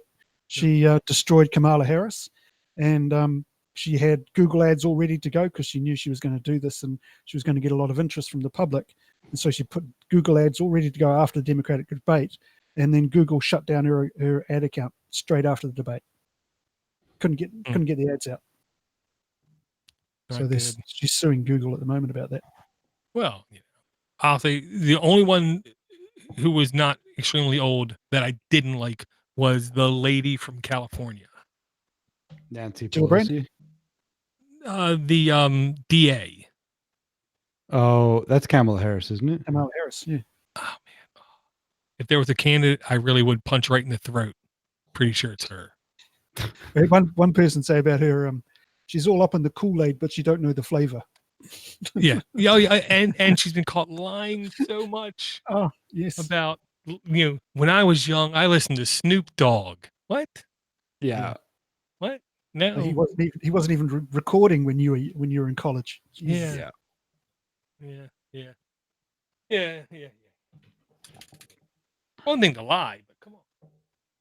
I mean, Oh, there you go. Oh, Red is in the chat room. He says he's part Indian. Is that why they call him Red? Is that why they call you Red? no, that's not why they call him Red.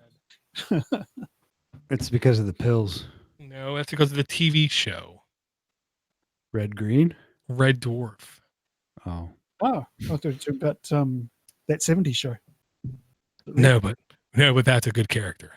That is a Love good and you know you ever watch The Ranch The No, but I'm Ranch. meaning to catch that. Yeah. on Wow. Netflix? Yeah, Red makes an appearance on there. Oh, well, that's worth it alone. Yeah. I've Who's that guy? which guy? Sorry, who's the guy with the mustache on the ranch? Oh, Ranch. Sam Elliott. Sam Elliott. He's brilliant. Yeah. I Yeah. like him. You Well, know, he's been Ashton brilliant for Kutcher's years. pretty good too, man.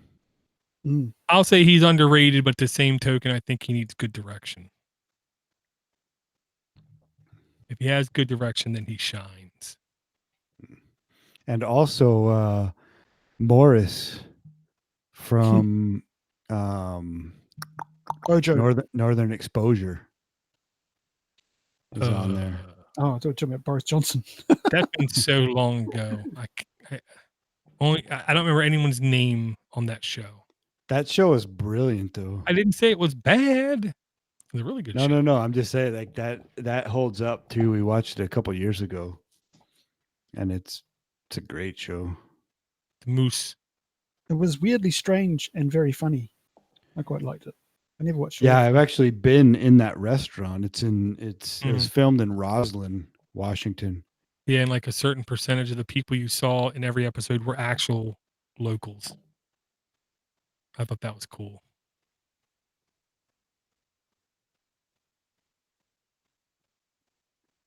Let's see. What's his name? Okay, that's good enough.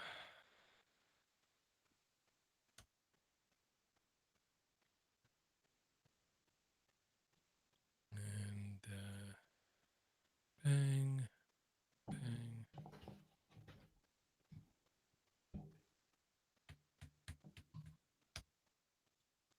Done any more smoking, Josh?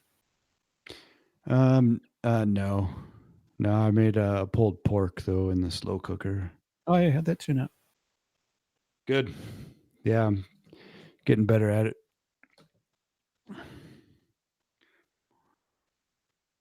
Did you use a can of Coke? No, but somebody told me about that afterwards. Yeah, my wife found a recipe with that and used it. It was quite good. Very sweet though. Yeah, I've not doing like I didn't put any sugar. There's no sugar, so just trying to develop a sugar-free recipe basically. Dry rubs then. Wow, it's difficult in the slow cooker though because you just have to sort of chuck a pork roast in there, shoulder roast, and then throw in some apple cider vinegar. I was gonna say some vinegar. Yeah. Yeah, a bunch of other stuff. Paprika. Chilies.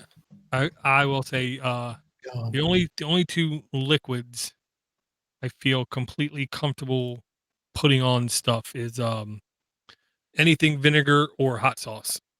You know, whether it be like Frank's hot sauce, Tabasco hot sauce, balsamic vinegar with like a soy sauce. Oh yeah. My brother is obsessed with hot sauce. Yeah, we've got a lot of hot sauce. I'm not obsessed at all. Just sometimes it's on, good on food.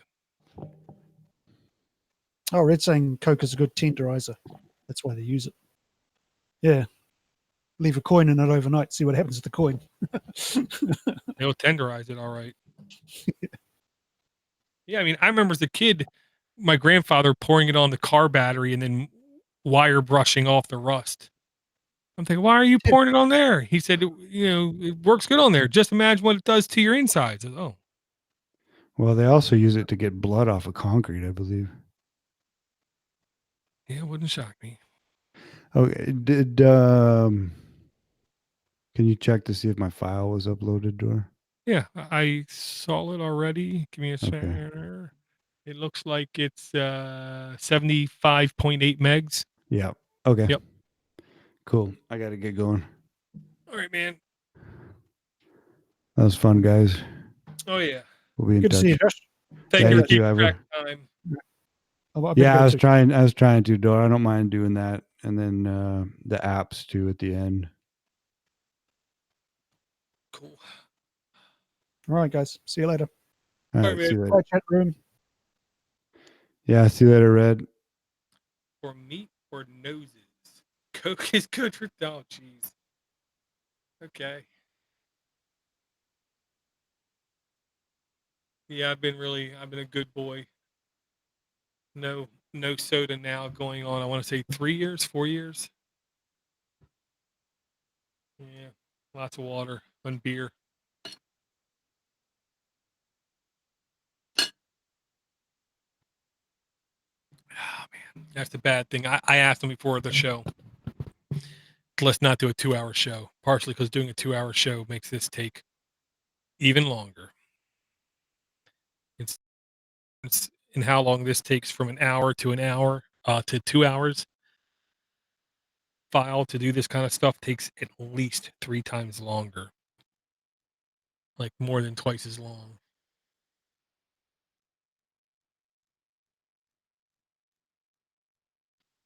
Okay. Just the first file. 1 out of 3. I do think it is directly proportional to the length of time this stuff takes versus how much talking is going on. And of course, my file is going to be the worst because I talk the most.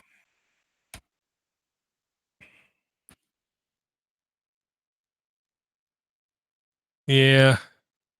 Yeah. And it's just now the biggest difference with my beer is I switch it up from time to time, try to find stuff once in a while with really low carbs.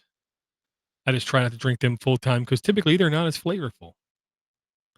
Okay. Select, zoom in, select. audio, noise removal, get profile, select, noise removal, okay. Yeah, see, if it was like an hour show, this would literally take like 15, 20 seconds to do. Because it's an hour and a half show, it takes more than a minute. So how did that happen?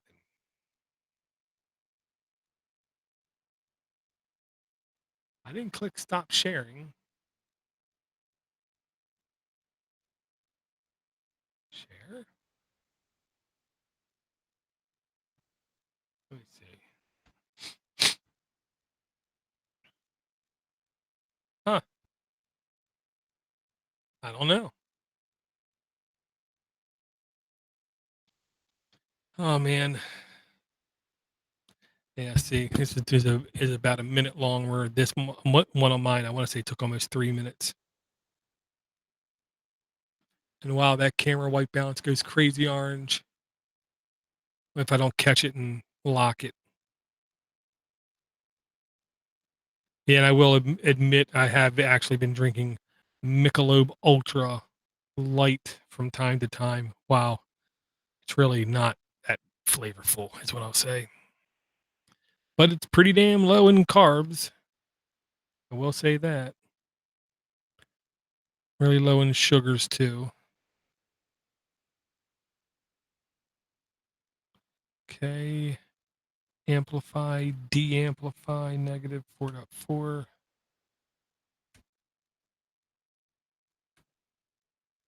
Okay. I'm going to do it again. Yeah, this requires a little bit too. Control E, Control E, Control R. Okay, that looks fine. Now this, I believe, on my file took about 3 minutes. Let's see how long it takes here. Yeah, I'm going to say about a minute. Just because there's less audio for it to work through.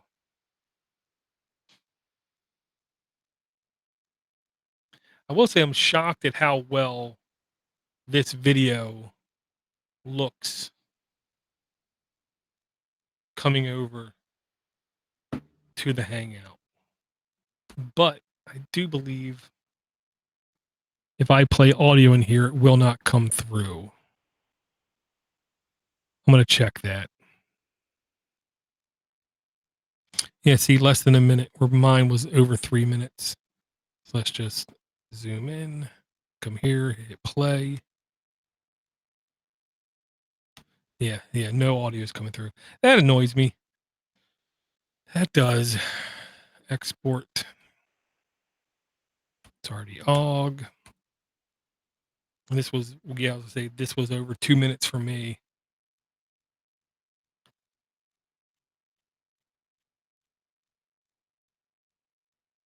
Yeah, I literally signed up for the Play Pass today and didn't get a chance to look at a single app today, which sucks and just makes me incompetent. But I will say I did listen to, I'm going to say 30, oh no, only 21 hours worth of audio today. I'm shocked. I thought it was going to be more. I didn't have my 4-hour training today.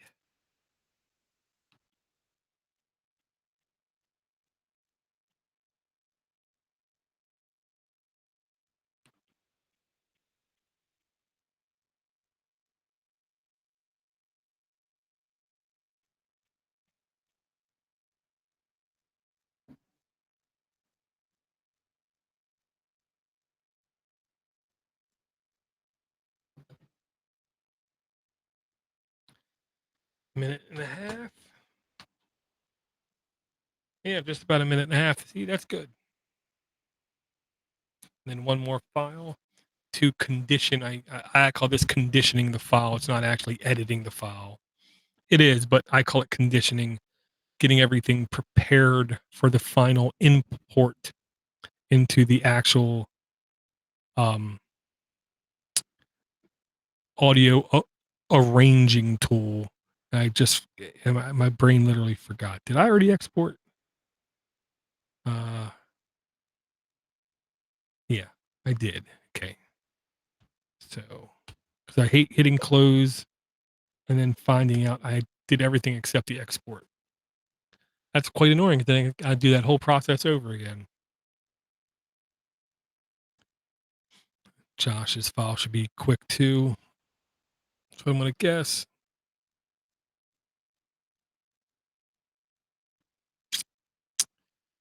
A bit peaky. That's what I'm going to say. So let's find just one. Zoom in. Zoom in. C. De-amplify. -4.4. Do it twice. Let's go back out. Let's just go like this. E. Repeat. E.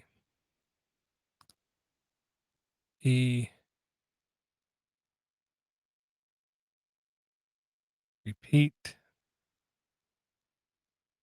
Repeat. Repeat.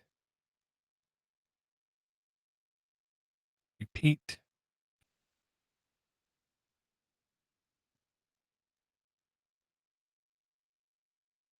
Repeat. Repeat.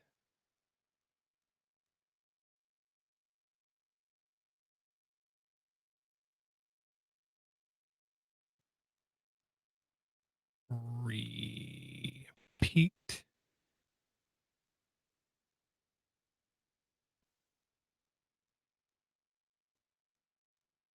Okay, this is laughing. Laughing almost always has that exact same pattern. This is not laughing. But it's definitely loud. Reduce that a little bit. I'm going to reduce that one too. Okay. That's cool. I'm already almost halfway through. That's good. That's actually fast. I will say I'm getting slightly better, more efficient this process. Yeah, I still got it to be like this. Hoping I didn't have to zoom in that far because basically seems to make it. See, now I lose place, lose where I'm at.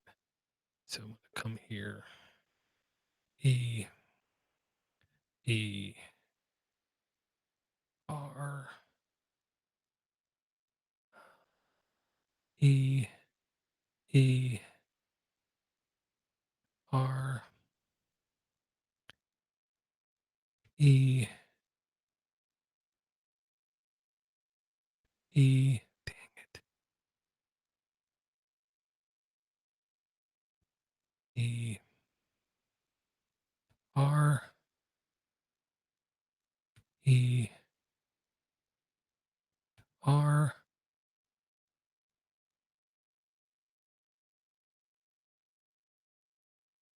E E R R R R R.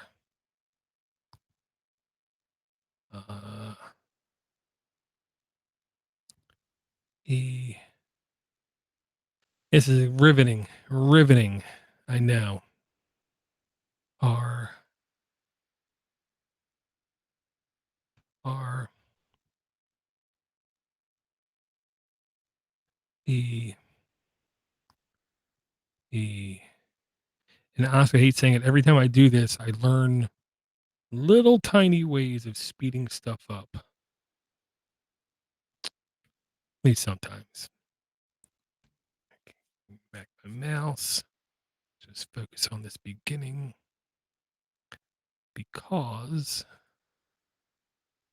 right in the beginning is when people make up their mind to how the audio is. Is it good? Is it bad?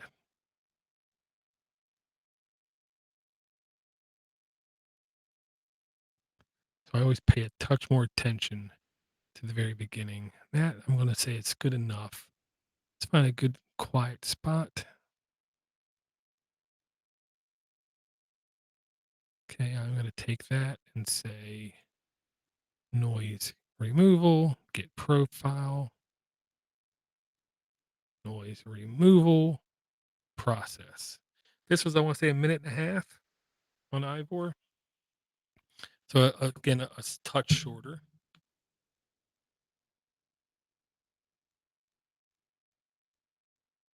Now, spit guards don't do anything.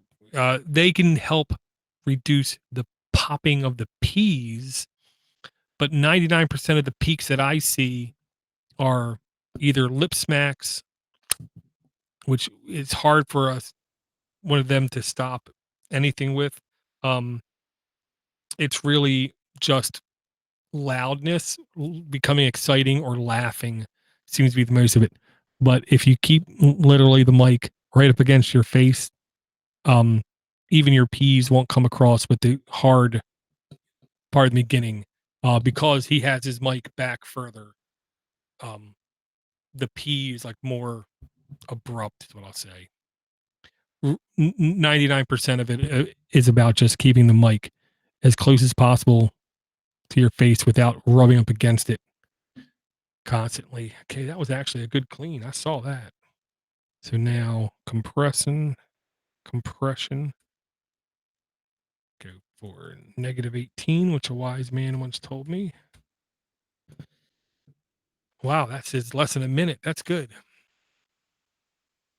The foam on the head of the mic probably works just as good, if not better, than the big screen in front of the mic. I will say, the big screens made out of pantyhose that are actually like expensive ones supposedly can help, but they're literally like 30-40 bucks a pop, and I just don't get that. And it blocks your face. I mean, if you're literally doing audio only, I get doing it. If you're in an enclosed environment, like a actual studio, and you're recording professional grade stuff, I can see to use it. But my logic is, for podcasters, it's way unnecessary. Bang, bang. Doing the export, so I ain't gotta worry about doing it. Just under 2 minutes. That's again good.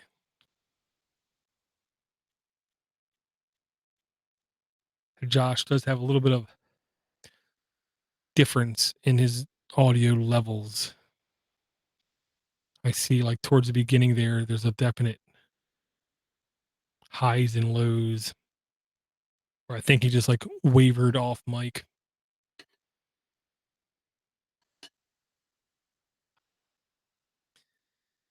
Oh my goodness. Google alert.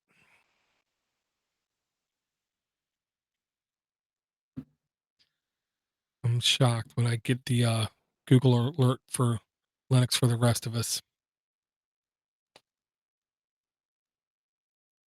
Okay, come on, man.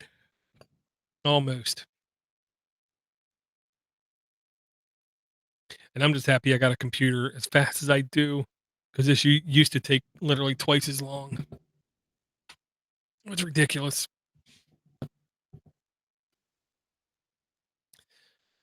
Oh, so happy it's almost Friday. And I'm really happy I didn't have training today, because I would have been, my brain already hurt enough this week.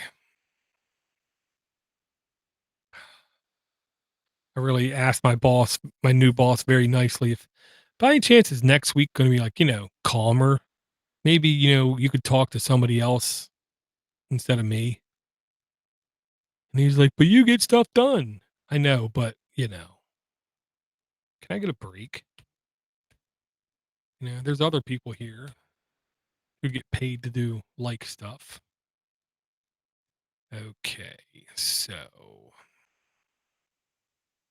zoom it in, delete, insert file, bang. Yeah, I look at this as not actual editing. I look at this as a arrangement. and nothing more. I just arrange the audio. Okay, so now zoom back out. Most important thing, go to the beginning, hit delete, go towards the end, and say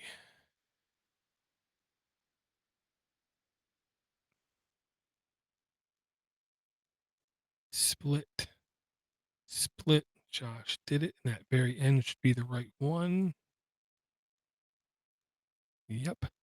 So we zoom in again and say split, delete,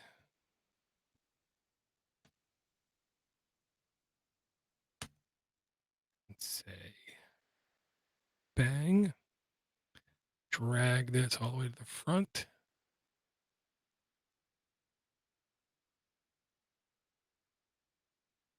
Bang, zoom in, Control A, Control click, dang. Oh yeah. I'm gonna have to remove this because I need to find where we actually start the show, which should be right there.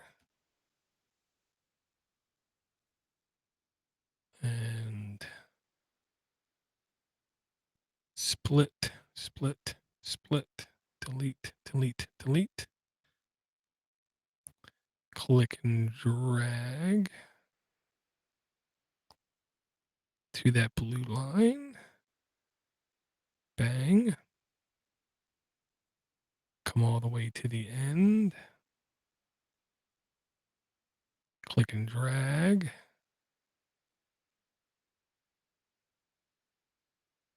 Come right there. Save. Actually, let's check levels really quick.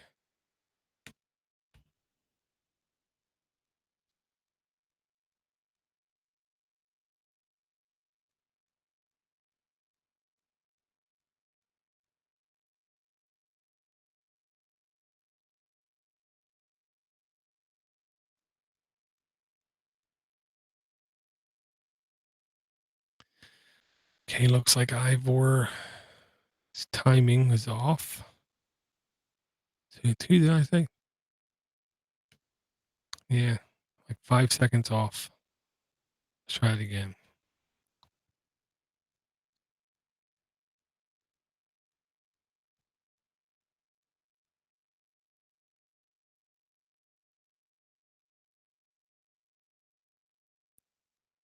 So what I don't get,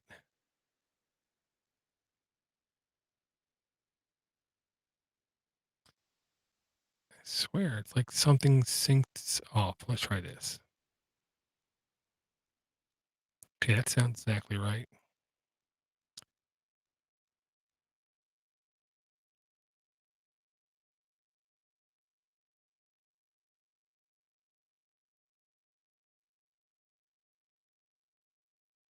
Okay, let me go like this and say that.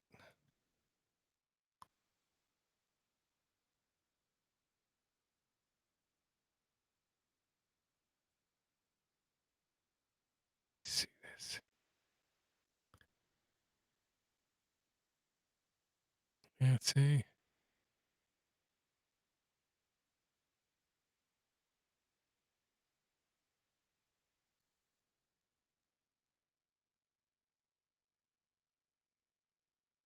Man.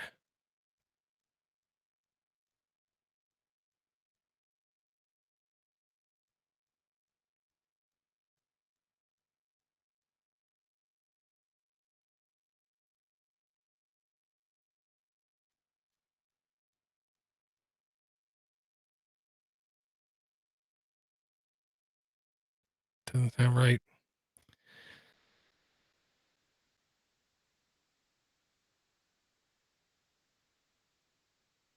It's like it's not lining up quite right. Tumor.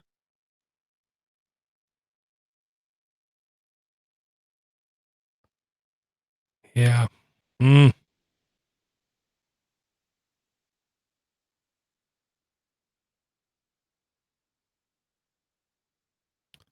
Yeah, see? That's why.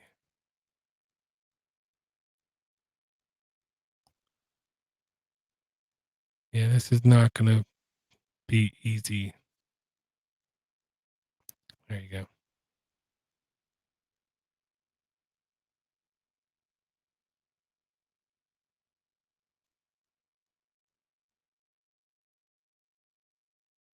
Mm.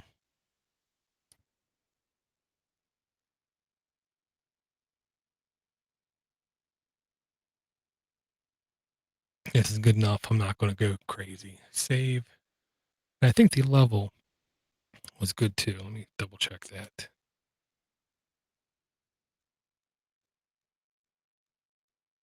Yeah, I think that's fine. So now the key is what I do is I just basically export it. And then I physically look at the waveform at the end. Man.